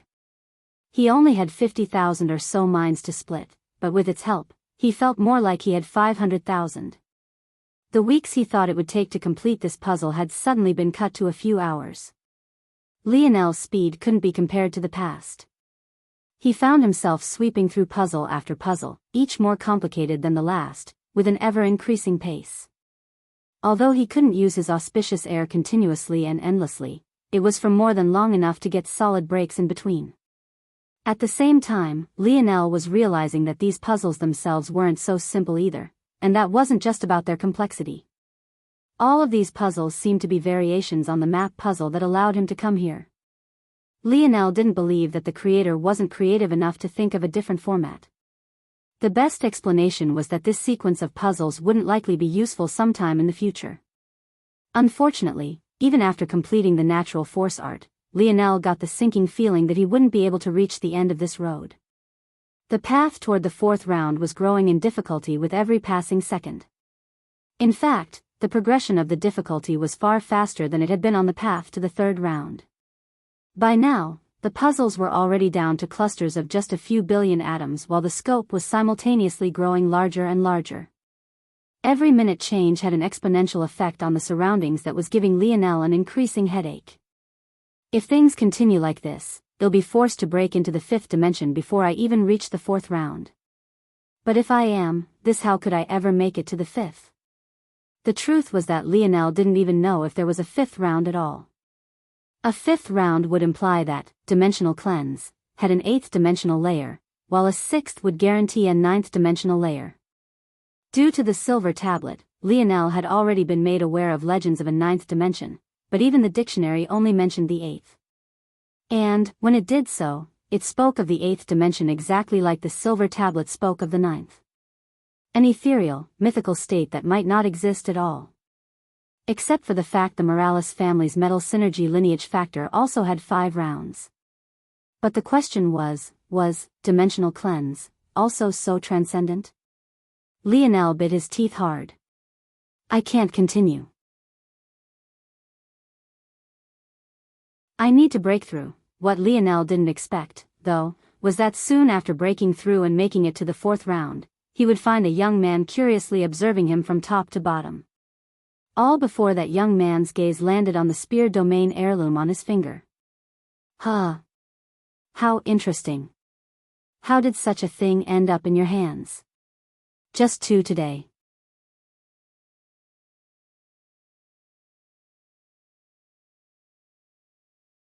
Chapter 891.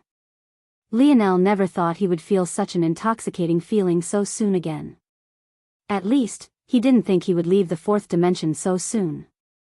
However, he hardly got to enjoy it because he realized it was just barely enough. The high of entering yet another dimension felt full when you realized your power wasn't as amazing as you thought it would be. Of course, if others knew Lionel's thoughts, they'd deem him to be insane.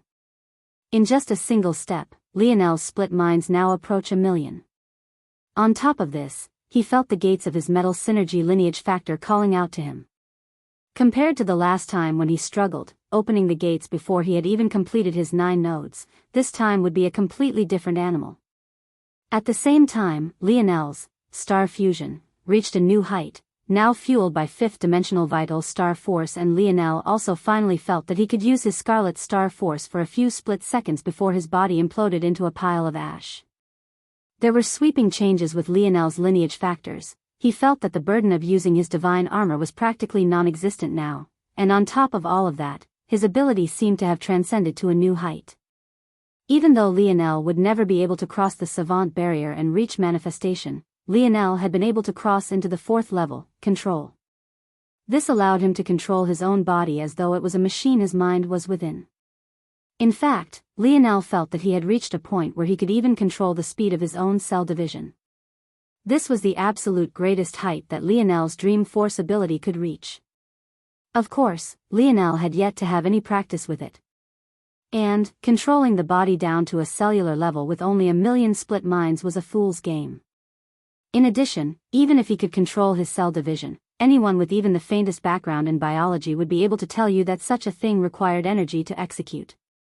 The good news was that vital star force was among the best energies to fuel such a thing. The bad news was that it would only be an endless supply for Lionel in this place. Anywhere else and he would have to slowly catalyze and store it for himself with the help of his vital stars. None of this even mentioned the fact that Lionel hadn't had the time to create new branching abilities based on his new peak. And, he hadn't gotten time to learn to control or practice with it either. It could be said that he had been given a big rail gun that he was far too small to use at this point. The best way Lionel could describe it was like he felt that he was just a hair away from having and controlling as much power as a savant. And yet, he didn't have nearly their luck in receiving the blessings of the dimensional verse. He had to figure everything out and, most importantly, power everything with his own energy. All of this, not to mention the ever-increasing difficulty of the puzzles he continued to run into, dampened what should have been a happy moment considerably.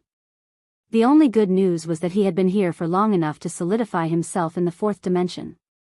But it seemed that the bad news was intent on continuing to come. Lionel stared at the young man in front of him. Though his expression was closed off and gave nothing away, he felt a solemn feeling welling up in his heart. The intuition of the primitive consciousness had only grown stronger and more potent after being incorporated into Lionel's spear domain lineage factor. With that potency came an increased sensitivity toward danger. It was just that Lionel hadn't run into any such opponents since he realized the true purpose of his spear domain lineage factor. However, right now, it was screaming at him, screaming that even if he used the 3rd form of star fusion, even if he was released from the shackles this world had on him, even if this young man was under double the suppression he was currently under, none of it would change the inevitable outcome. Lionel didn't respond to the young man's question. Instead, he looked at the sword in his hand. It only took a glance for Lionel to tell that the young man was holding a normal wooden sword. It reminded Lionel of the first primitive spear he had ever managed to take out of the spear domain heirloom. However, Lionel knew for a fact that if he took out the primitive spear right this moment, the level of danger he exuded wouldn't even be half of the young man's. Amory didn't seem to care very much for Lionel's response. He only continued to look at the ring. Well, this is pretty lucky, if I do say so myself. Amory smiled. I'm quite a fan of competition, but if I'm to be honest, I could have defeated you back when I was still a toddler. So, I don't think there's any real point to this, right? I'm not a bloodthirsty man, so I can let you live. But, you'll have to hand over that ring. I happen to know someone that would be far better suited to it than you. I'd like to have a good battle when the time comes, and I have a feeling you won't be able to give me one. Lionel didn't respond to this, but that didn't change the fact that he was confused by the young man's words. He wanted to give his ring to someone else so that, when the time came, he could have a better battle than he would have otherwise had with Lionel? What was that supposed to mean? Seeing that Lionel didn't respond, Amory sighed and shook his head. Forget it, forget it. Every time I try not to end things with blood, no one wants to listen. Amory took a step forward and brandished his wooden sword. I don't like to give second chances.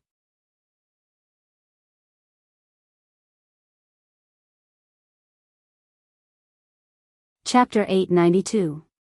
Could Lionel give Spear Domain over just to save his own life? The answer was obviously no. This was something his father had left behind for him, and it was the heirloom of the Morales family. He had no intention of losing it in this place. But at the same time, Lionel felt like he had really painted himself into a corner. He already knew that receiving the next portion of Dimensional Cleanse had become impossible. He had no illusions about defeating Amory. However, the main issue was that though jumping from the edge of the road seemed to be just 2 steps away, in the current situation, Lionel felt like it was a world away. That was how far apart the skill between the 2 young men were. Still, the more helpless it all seemed, the colder and colder Lionel's expression became. By the time Amory had raised his foot to take a second step, Lionel's countenance was like an iceberg, his features all individually carved out in the strongest of lines. Amory paused, scanning Lionel up and down before shaking his head. Definitely not worthy. Emotionless, blockheads like you should stick to fighting with your fists, at least that way you won't be drawing a line between yourself and your weapon. How can you hear your blade if you don't want to hear it? What a sad excuse for a spearman. Lionel didn't react to this in the slightest. Even though they were said in a different way, hadn't he already heard these words once before? It was exactly what Old Man Hutch had told him when he tried to get him to switch to the machete. Lionel simply didn't believe that a weapon needed to be loved. He had said it then and he would say it again. He had chosen the spear out of convenience because he just so happened to have been born with a lineage factor that suited it. If he had affinity with a sword or saber or a machete, he would have chosen that as well. All this rambling about loving your weapon and communicating with it sounded like the ravings of a madman to Lionel. To him, it felt like Old Man Hutch and this young man before him were both abstract artists trying to convince you that the banana they taped to the wall had a deeper, underlying meaning you were just missing because you didn't get it. Their words fell into the same pot of ridiculousness for Lionel. As far as he was concerned, these 2 just had talent in the blades they chose and explained away their innate gifts with nonsense like love and emotion, when the truth was that they were just better suited to those weapons in comparison to others. To Lionel, it was just that simple. However, at least now, he understood why it was that Amory said he wasn't worthy. Unfortunately, that changed nothing. How would Lionel face his father if he lost the heirloom he had been entrusted with? How would he subdue the Morales family if he lost something so precious to them without having even earned the right to have it in the first place? How would he look himself in the mirror if he couldn't manage to take 2 steps to the left against an enemy no older than himself? Lionel's palm flipped over, his body suddenly erupting with vital star force from head to toe. But, this time, it felt far different than it had in the past, even as his runes flickered to life. Rather than a billowing diamond blue steam, he suddenly began to radiate an incomparably majestic amethyst. From top to bottom, his body was surrounded by a delicate light violet hue, his hair becoming an endless river of foggy energy and his eyes becoming homogeneous with it all. This was Lionel's 3rd form of star fusion, King's Might. Even with his aura rising like a tide, Lionel didn't make a single move. He brandished his spear, his nerves walking a cliff's edge. However, it was then that it happened. Compared to Lionel, Amory's aura was a wisp of nothingness. He stood there, his robes completely unaffected by what should have been winds that would put any hurricane to shame. In one instant, he was 10 meters from Lionel, his body having not moved a single inch. In the next, Lionel's pupils constricted to an extreme. A wooden blade appeared before his nose, slashing downward with a slow, unhurried momentum that simultaneously weighed as heavy as a mountain. Despite how much effort Lionel had put into watching his every action, despite how much care and attention he had placed toward predicting his next movement, it had all been completely useless. Lionel's life flashed before his eyes. No matter how hard he thought, he couldn't seem to think of a method to survive. It was crushing. In just those few milliseconds, Lionel's mind seemed to slow down the events into a stretched length of time that spanned what almost felt like several days. What did it feel like to be contemplating your own death for so long? One would think that it would be enough to drive a person mad. It was like a ticking clock set to come to a stop the moment you breathed your last. How would it feel to know the exact date, time, and second of your death?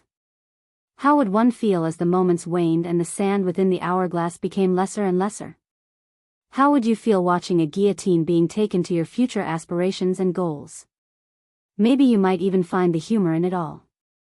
Why was it that your mind was slowing everything down to such an extent now, but couldn't have done so while the person who wanted your life was swinging his sword? Lionel was in exactly this sort of hopeless situation, a lethal wooden blade descending like a heavenly punishment to sever his ties to the world.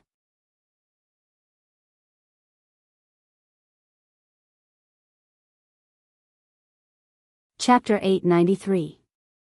Chapter 893, Not Bad Indeed. Why is it all so slow now? That must be why. Lionel was unaware of the vast difference between the fifth and sixth dimensions. But, someone moving so fast that even his own internal sight couldn't keep up with it was enough to lay it out to bear right in front of him. It was clear that Amory was on a level so far beyond himself that it was impossible to fathom, and that was even while being weighed down by 4 rounds worth of vital star force. Now that he knew, he realized why his intuition had been screaming at him to run all this time. But, running was impossible. The moment he took a step back, he would be finished. Lionel's spear was held between both hands in the most defensive stance that he could muster. And yet, Amory had a complete disregard for it as he attacked as though his spear wasn't there at all. However, it was exactly this disregard that gave Lionel the faintest hope for survival. Lionel's arm exploded. This wasn't a metaphor, it wasn't a fancily worded set of prose, but rather an accurate description of exactly what happened. Right at his elbow, Lionel's arm imploded into a rain of blood and gore. It was such a vicious, cold-hearted, blood-curdling wound that even Amory's brow furrowed lightly even as his sword continued downward. However, it was this explosion that erupted Lionel's arm into movement, arching his spear upward in a move that was seemingly intent on forcing it into the path of Amory's blade. Amory's furrowed brow smoothed out just as quickly as it formed. To him, this didn't matter in the slightest. He would show Lionel the difference between the two of them as clear as day. His wooden spear was of a common grade, it couldn't even be ranked among fourth-dimensional weapons, and even Earth's third-dimensional cold weapons would be able to slash it apart 10 out of 10 times. At the same time, Lionel was holding a double-sided quasi-silver spear. The difference in quality was as clear as day. It should be a given that the latter would block the former. And yet, Amory felt that anyone would be a fool to believe such a thing. A quasi-silver weapon? It might as well have been a piece of tinfoil to him. He had already given Lionel a chance to live. Since he didn't want it, this would be his deathbed. Amory's sword continued to descend, an air of confidence hanging around him.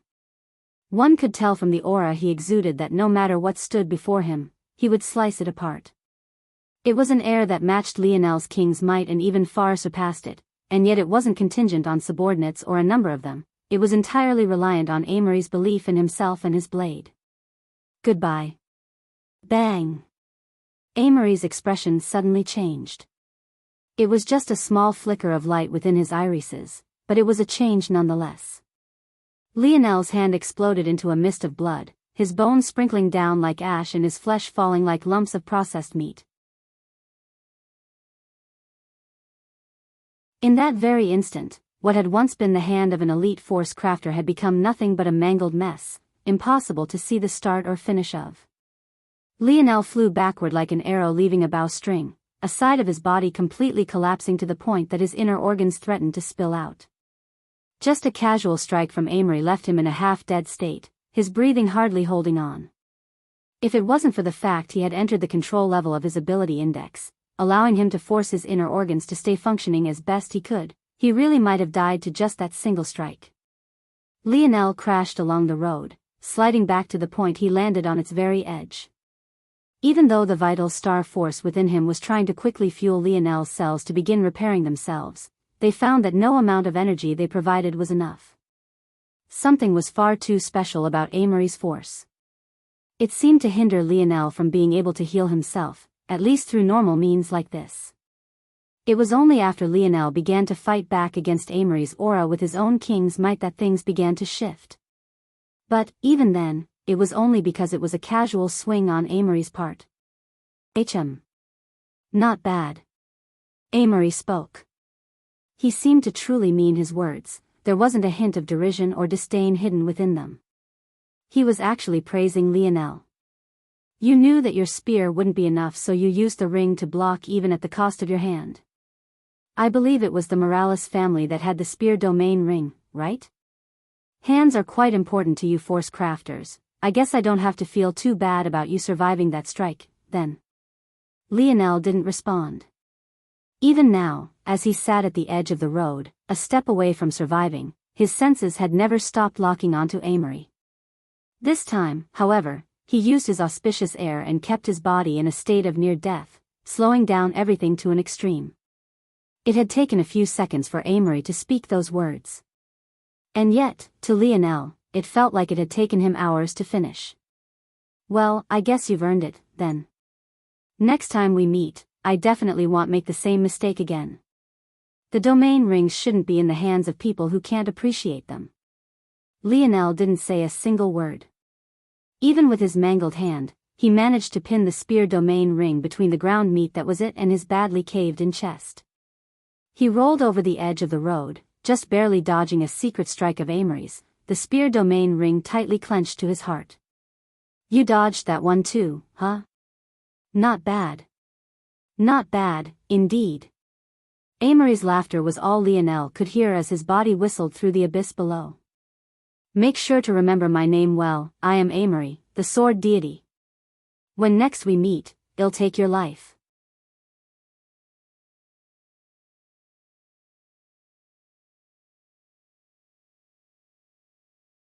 Chapter 894. Chapter 894. Twice Lionel instantly appeared on the very same abandoned planet he had left from, hanging on to his life by a thread. But, the situation instantly became several times worse. There wasn't a hint of oxygen to be found on this planet, but that was only the first issue. At Lionel's current level, holding his breath for several hours wasn't a problem. The trouble came from the lack of air pressure. In that instant, his bodily fluids seemed to want to boil themselves to oblivion. If it wasn't for the fact Lionel had stepped into the fifth dimension, he would already be finished. It only made matters worse that the temperature felt far below -100 degrees Celsius. As Lionel progressed, temperature began to feel different to him and was adjusted not just based on the dimension, but also how he felt within that dimension. For him to experience such cold right now, it could only be said that this planet was not just a little bit harsh. Without his space shuttle to protect him, Lionel was facing all the elements by himself, his body far too weak to protect himself from it all.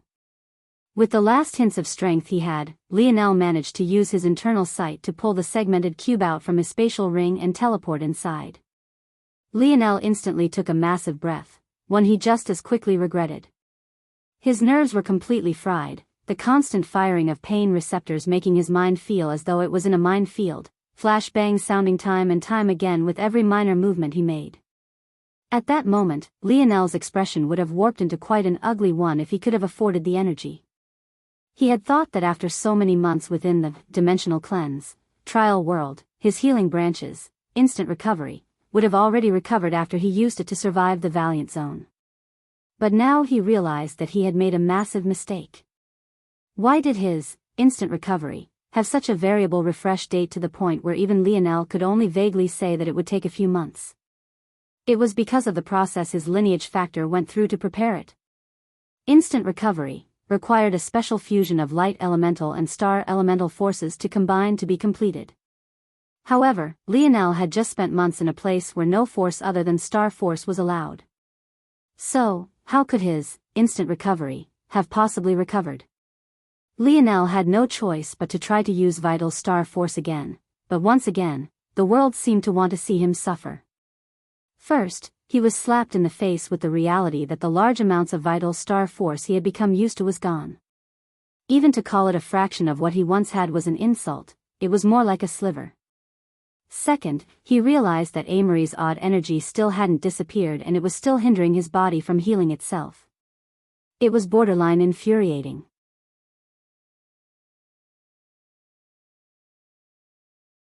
What Lionel didn't know was that this was how things were meant to be. Being injured by someone an entire dimension above you made the same wound far more difficult to heal. A cut caused by fifth-dimensional force, even at the same size and depth as one caused by fourth-dimensional force, would be far more difficult to deal with. Lionel had never experienced this issue before because of his own talent.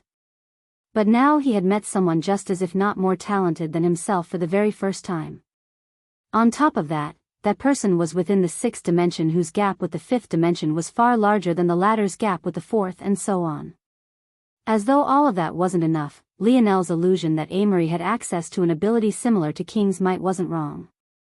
And this energy hindered Lionel's ability to heal far more than even Amory's sixth-dimensional force did. Yip! Yip! Little Blackstar appeared above Lionel, jumping to and fro with a panicked expression on his little face. He had thought that it was great that Lionel was finally back. He had been bored of just playing with little Tolly all the time. Plus, for safety, Lionel had locked Candle and Vice away in the snow globes before he left to the trial because they simply progressed too fast, so there was no one else. And yet, just when he came to greet Lionel, he found him in a half-dead state, in a hallway of the abode setting, with blood pooling around him faster and faster. The sound was like the sound of an angel to Lionel. Little Blackstar, drag me to the bathhouse. Lionel had been too focused on just getting into the segmented cube to think about exactly where it would be best that he went. Luckily, Blackstar had appeared, or else he really might be finished this time. Maybe, if he was lucky enough, the cleansing waters would be able to purge his body of Amory's aura, or at least help him suppress it. Little Blackstar didn't take long to understand. A black fog appeared beneath Lionel and acted as a bed to pull him along. Little Blackstar struggled to maintain it as Amory's aura corroded even his dark elemental force, but he managed to grit his teeth through it. Lionel never thought he would end up in such a sorry state. His intuition had told him that Amory would easily slice his spear in two along with his body if he tried to block with it. So, his only choice had been to use the spear domain heirloom as a last-effort defense, believing that it definitely had to be a top-quality treasure. Unfortunately, just to get it in Amory's way, he had to shatter his own elbow and explode it with star force to get it to move fast enough. Then, as though all that wasn't bad enough, the form of the ring was obviously far too small to give him any extra protection. The result was Amory's strength dispersing around it and nearly killing Lionel. The good news? As expected, the ring didn't have a single scratch on it. The bad news? Well, just look at him. When Little Blackstar finally got him to the cleansing waters, Lionel let out a roar that threatened to shatter the segmented cube apart. Lionel had seemingly forgotten something else. What did the segmented cube need to evolve? It was fifth-dimensional force, was it not? Where had the segmented cube been for the last almost year? Was it not in a place that not only had large amounts of fifth-dimensional force, but also large amounts of sixth and even seventh-dimensional force? The cleansing waters Lionel had just had Little Blackstar drop him into was no longer the fourth-dimensional cleansing waters he had become used to. In fact, it was a completely different beast entirely. At that moment, Lionel felt like he was being boiled from the inside out. The more pain and setbacks he experienced, the more muddled his mind seemed to become and the more mistakes he seemed to make. And, clearly, this was another one. The segmented cube had evolved not just once in the past several months, but twice.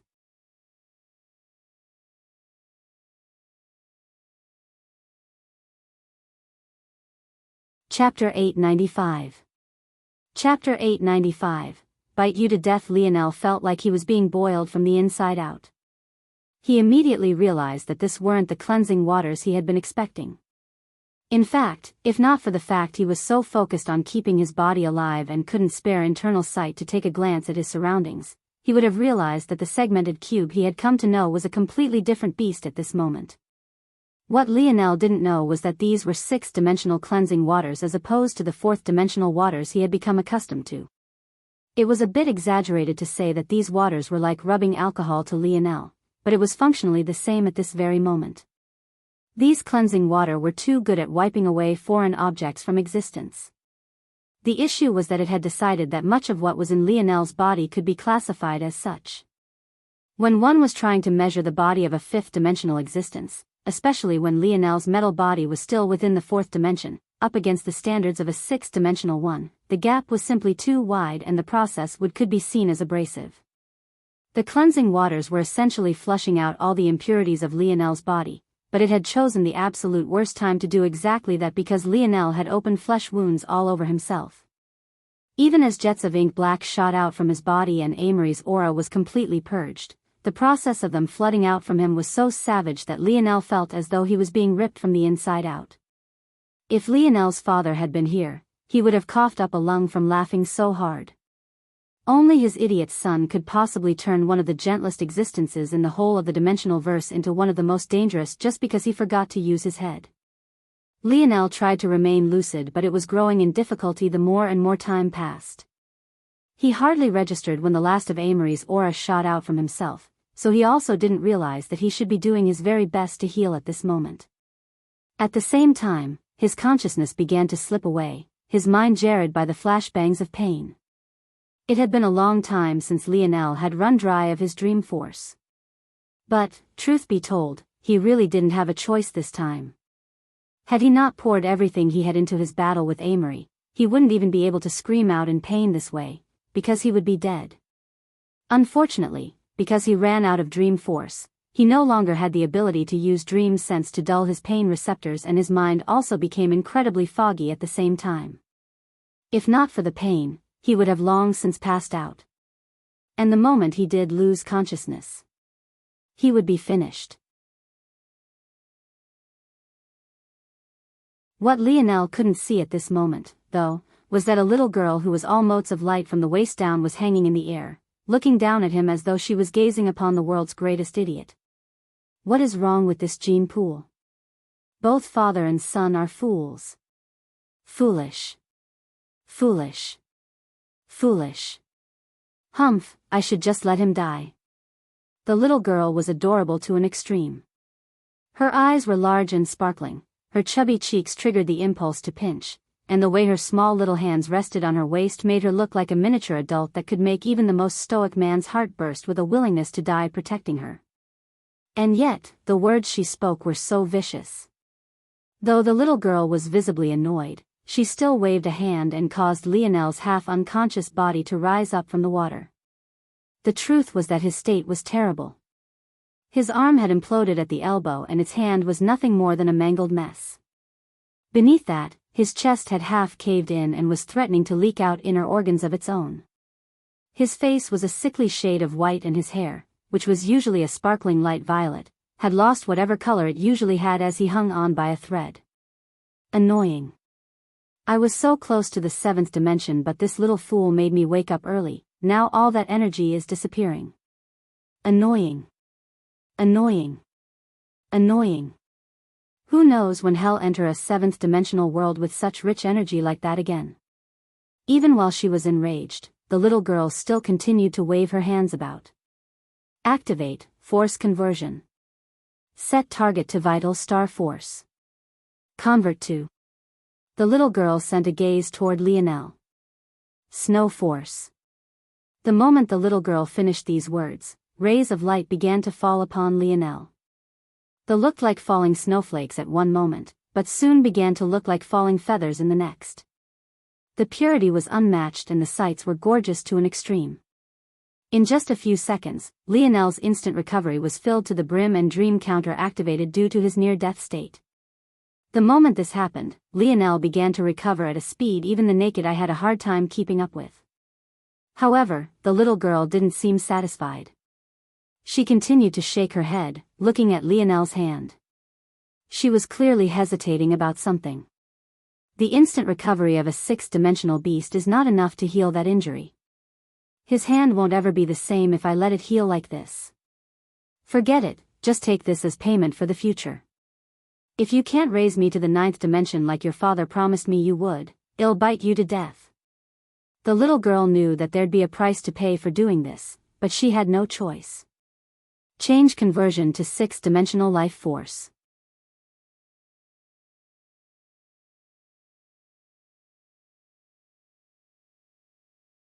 Chapter 896. Chapter 896, Factory. Lionel shot up. He jumped so high that he thought he would have crashed into the ceiling barely halfway up, but he soon realized that somehow, the walls of the segmented cube had become far taller.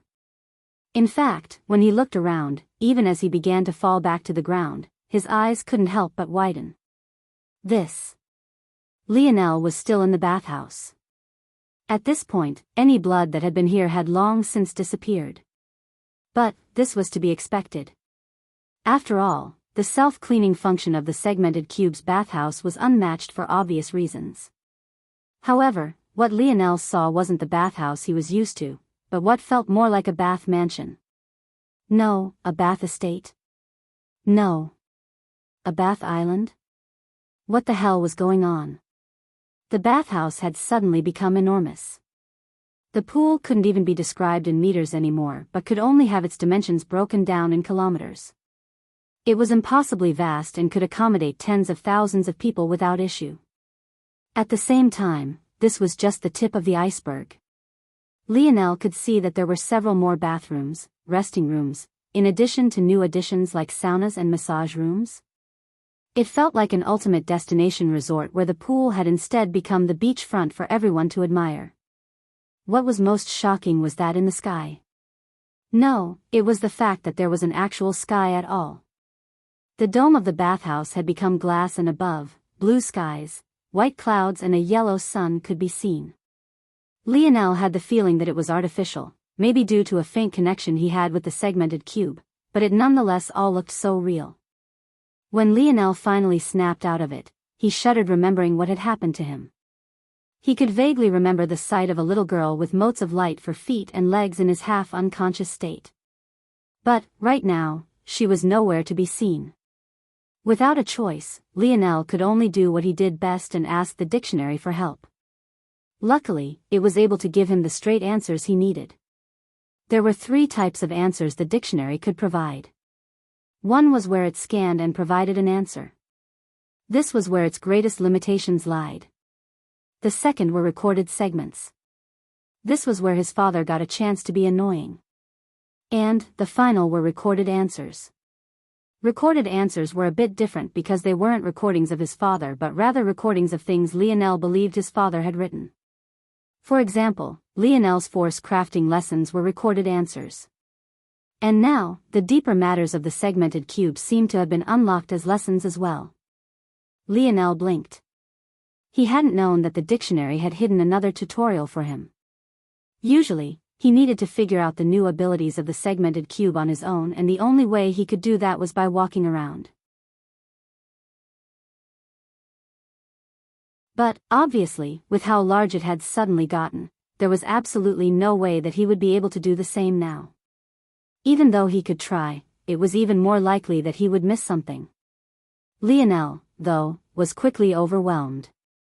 As deep as his force crafting lessons were, the operation manual of the segmented cube was just as if not more intensive. It was a lab, a home, a hideout, and a spaceship all in one. The fact that even Lionel was overwhelmed wasn't a surprise in the slightest.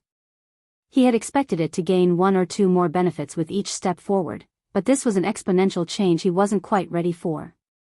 Yip. Yip.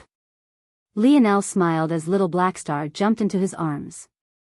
If there was anyone who was worried, it was this little guy. Unfortunately, after bringing Lionel to the pool, there was nothing else he could have done. Don't worry, I'm here now, aren't I? I have a present for you. Lionel grinned and was about to take out a certain vial when he remembered how heavy it would be. He was definitely under no illusion that he would be able to easily carry it now. Lionel could have given little Blackstar the vial to absorb previously. But he had been worried about the little guy running into trouble during a moment he couldn't reach out to help. Now, though, the fact he waited made these matters almost too perfect. The suspended animation ability of the segmented cube had evolved from freezing biological processes to now being able to accelerate them as well. With its help, little Blackstar would be able to absorb the blood in a stable environment while also finishing with greater speed. How long will it take little Blackstar to finish absorbing the void beast blood with the help of accelerated animation? Lionel asked. Ping, 13 months, Lionel raised an eyebrow. That long? How long would it take without accelerated animation? Ping, 21 years, 20 times acceleration. I guess I can't be mad at that. Is there anything else I should prepare? Usually asking open-ended questions like this to the dictionary resulted in it rambling for hours. But Lionel still did so. This was little Blackstar's life, after all. He couldn't play around with it. Ping, it is advised that Seed read the Force Conversion Manual, Force Conversion? Wasn't that what that little girl had said? The more Lionel listened in on what Force Conversion could do, the more shocked he became. And the more shocked he became, the more possibilities sprang up in his mind. Each plan seemed crazier than the last. With the segmented cube's help and his crafting skill, he should become a very rich man, very quickly. If he used this properly, his plans would immediately take several enormous leaps forward. In the end, he came to a simple conclusion. The segmented cube was a force crystal factory.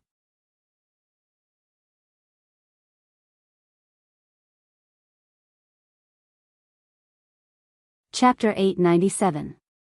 Chapter 897, Force Crystals. Force crystal mines were quite rare existences. Even after all of Lionel's travel, his stints on planet Valiant and even his robbery on planet Vincero, Lionel had still yet to run into a second force crystal mine after the one he found on Earth. What Lionel hadn't known back then was just how rare force crystal mines were. To be produced, they not only needed time, but they also needed a world of a certain talent to produce the force density that would be required. Even something like a force eruption, which had the function of quickly increasing the energy density of a world, was an absolutely rare event only the most talented of worlds would experience. Other worlds would have to slowly accumulate their force over time rather than being gifted it. If one thought about it, didn't it make more sense for the common currency of the dimensional verse to be force crystals as opposed to herb ore? Well, the harsh truth was that force crystals were so rare that it simply didn't make sense to demand them for payment. It would be the equivalent of 21st century Earth suddenly demanding that all services be paid for in diamonds. However, the segmented cube had a very unique ability called force conversion. The first and most obvious thing that could be accomplished was the conversion of one force to another. This alone was a shocking feat enough to shake the dimensional verse. It was a shocking enough ability that even though the Morales family allowed many to know of the existence of the Spear Domain heirloom, a very rare few were even aware of the existence of the segmented cube. To change from one form of energy to a higher form of it was practically the work of a god. Of course, there were drawbacks to this. Obviously, if you were converting from a lower level energy to a higher tier 1, it would require exponentially more of the lower level. However, this price alone was one most would scramble to match no matter what the cost. Not only could the segmented cube form higher levels of energy, it also had the ability to raise it to a higher dimension as well. In fact, the only cap on this was dependent on the level the segmented cube was at currently. At the moment, the segmented cube was in phase 4. As such, it could only raise a given force to the 6th dimension at best. But this was still shocking to an extreme. And it was just the first part. Lionel couldn't help but look toward his hand. As he was being healed, his consciousness was also slowly recovering. That had allowed him to see just how poorly his right hand had been healing. Had it been allowed to continue, Lionel was able to guess that he would probably have to deal with some phantom pain and countless layers of scar tissue for the rest of his life. Or, at the very least, until he broke into the seventh dimension. But, near the end, a far higher source of force in comparison to the snowy star owl's snow force had invaded his wound and saved him from such a life. Toward this, Lionel could only be endlessly grateful. Without his hands in top condition, his force crafting would take a hit and he would have to change a lot of things about his plans. Lionel wanted to thank that little girl, but he had no idea where she was at this point. Shaking his head, Lionel turned his attention back to force conversion. Maybe even more fearsome than the first ability, force conversion, was able to concentrate force into an incredibly pure form and create force crystals with them. The uses for force crystals were practically endless. They could be used to power weapons of extraordinary power. They could be used as the energy source for high-level, grand-scale force crafts. They could be used to speed up practice or meditation speed. They could be used to break through bottlenecks. They could be used to comprehend the use of new forces. They could be used to almost instantly replenish your stamina in battle. The list seemed to go on forever. Lionel had had no choice but to cut the dictionary off at one point. But, he had latched onto one particular ability. Used to comprehend new forces. Everyone had an affinity, but this didn't mean that they couldn't use other elements. In addition, there were many with certain affinities that had always been boxed into using one particular kind of their element without ever exploring other options. Two examples of this were Snow Force and Scarlet Star Force for Lionel. Snow Force was a name Lionel was just learning today, having heard the young girl use it. Despite its name, it wasn't related to the water or ice element but was rather a fusion of light and star force. Compared to the fusion of Lionel's Scarlet Star Force, which was also a combination of both those elements along with fire, of course, Snow Force was very much lacking. One was top 10 among Star Force, top 3 among Light Force and top 1 amongst Fire Force. But the other would be lucky to be ranked in the top 1000 of Star Force while it was not even top 100 in Light Force. What was the point of this? Well, it was all to say that Lionel had an exceptionally high affinity for the light and stars, but the only forms of the light element or star element he used were the ones he was innately aware of how to use. This was the same for most everyone else as well. It was difficult to grasp new forms of elemental energies. Many were simply forced to stick with what you were born with. However, force crystals in high enough concentrations would form their own natural force arts. By observing and comprehending these natural force arts, one could learn to use and evoke new forms of their elemental energies. After reaching this point in his thoughts, something in Lionel's mind clicked and he suddenly had a maddening idea he almost couldn't help but grin about.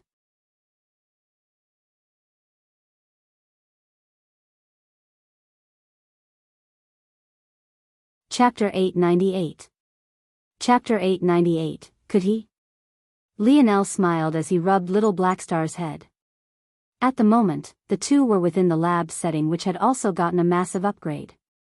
Rather than a single lab, it might as well have been an entire campus focused entirely on research and higher learning. Lionel even missed the small space and the ambience of it all, honestly. But, at least there were several private rooms he could still take refuge in like this one. Little Blackstar curled up within a large glass tube which had an opening that had yet to be closed. The vial of void beast blood had been inserted into a mechanism to the side. It seemed that the segmented cube practically had everything for such an event prepared. Next time I see you, you'll have become a little monster. Lionel chuckled. Yip. Yip. Little Blackstar's long whiskers excitedly twitched. He kept looking over to the void beast blood. If not for the fact he knew things would be easier like this, he would have already tried to swallow it whole. Clearly, the little guy liked this present very much. Lionel laughed. I'll introduce you to Kira later. You'll have to thank her properly. Yip. Yip. Lionel reached out a fist and little Blackstar bumped it with his little claw. Taking a deep breath, Lionel closed the opening, watching as it filled up with a dense liquid and little Blackstar fell into a peaceful sleep. Though Lionel had double, triple, even quadruple checked everything, even to the point of converting a lot of the 7th dimension force the segmented cube had remaining into 6th dimension life force for little Blackstar, he couldn't help but be worried. As a mink, little Blackstar's body was his greatest weakness. Though his talent in the dark element was even greater than Lionel's own in the light element and his evasion abilities were the greatest Lionel had ever seen, his origins would always be a limiting factor.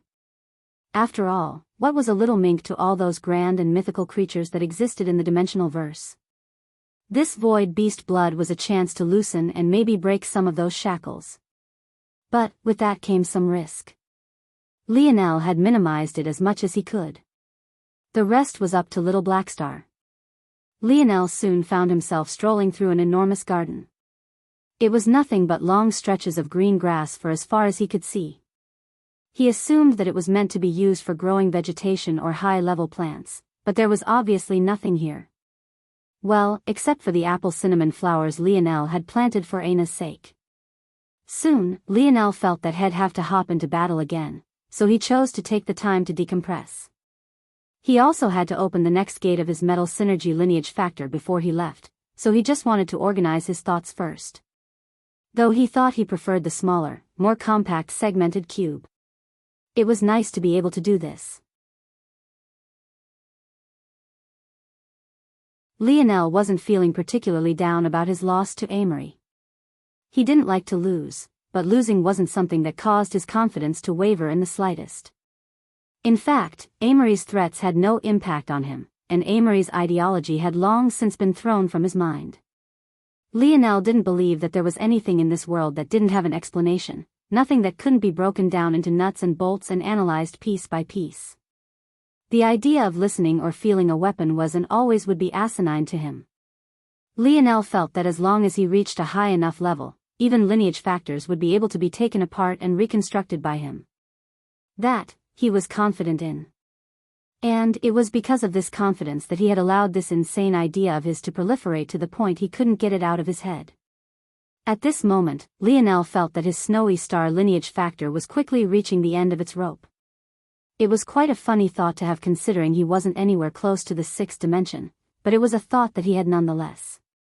If he had to pinpoint the weakness of this lineage factor, it wasn't in the abilities themselves, but rather in the limitation of snow force. If snow force was swapped for a more powerful or potent light elemental force, the snowy star owl lineage factor would instantly be comparable to many 7th dimensional lineage factors. The question was, how? Well, if Lionel was a sane, well-put-together individual, he might move on to a new idea right this moment. Messing with such a thing was beyond people, most would say. Or was it? Lineage factors had to be birthed from somewhere, right? From what Lionel understood, they could be passed down from parents and in some rare cases, they could come from the future imprinting itself onto the past as well. Lionel had just stepped into the control level of his ability. He could now, theoretically, control his own body down to a cellular level. In addition to this, he had just gained the backing of the Phase 4 segmented cube, allowing him to convert force and form highly pure force crystals. Force crystals themselves were rare enough. But pure force crystals were rare to the point that even force crystal mines seemed ubiquitous compared to them. And yet, Lionel now had the ability to exchange a price for them. At the same time, Lionel had comprehension abilities that transcended the understanding of most, his mind putting even supercomputers to shame. So, the question was, if Lionel could pick out the perfect force to replace snow force. If he could find a force that could replicate its nourishment of the mind, its great healing, and its supreme speed. Even surpassing it in all these aspects and maybe even granting the snowy star owl abilities it had never had before. Could he upgrade his own lineage factor?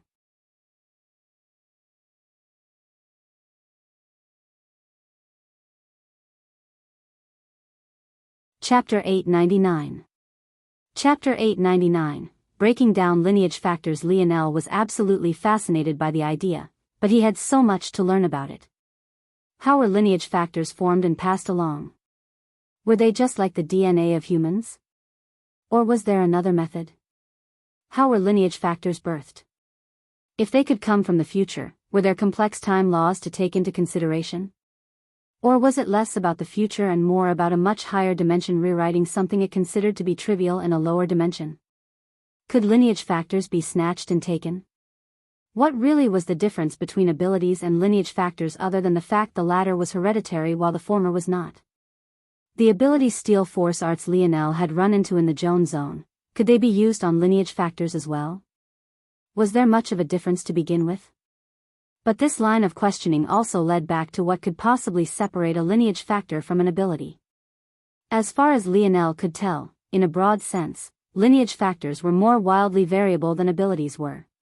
With the exception of unique abilities like Sale and Arnold's, most if not all abilities could be documented into an ability index, separated into levels, and have their abilities described in incredible detail.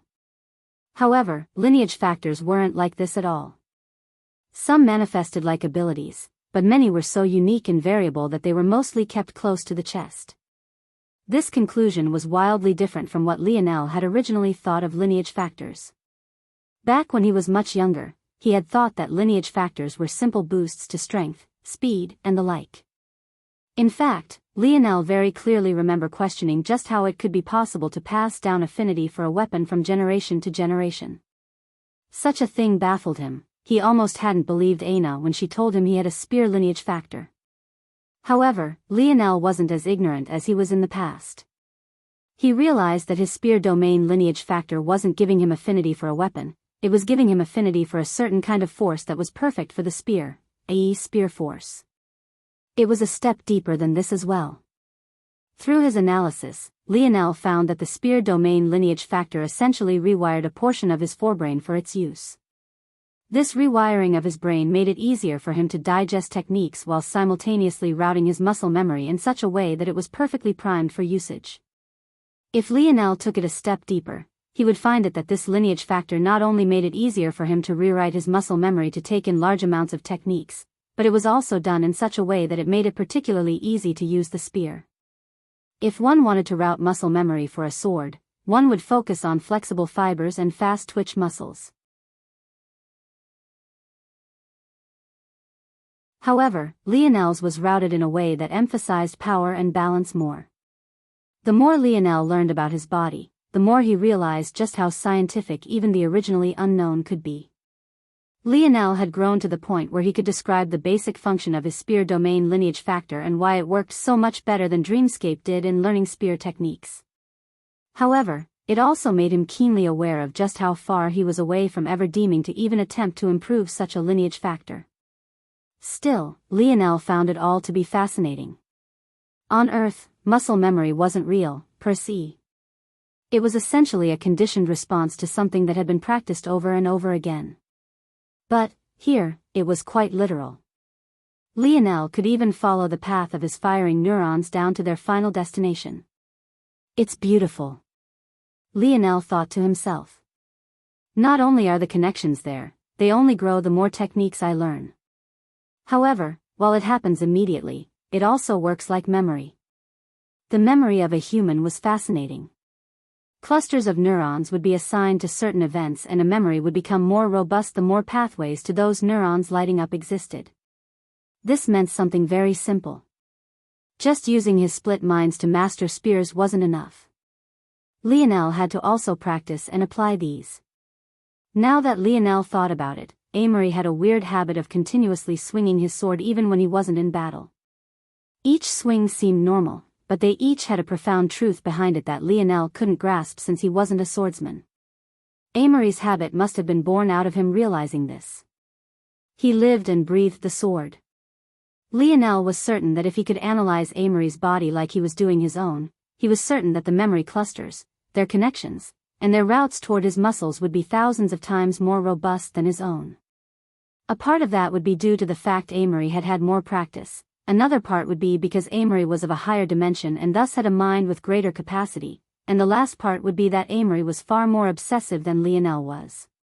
What Lionel realized was that he couldn't just simulate this practice with his dream clones. Practicing in his dream world wouldn't allow the neurons a chance to fire and proceed along the paths they were meant to. He needed to form a connection between the actual movement of his muscles and his memory.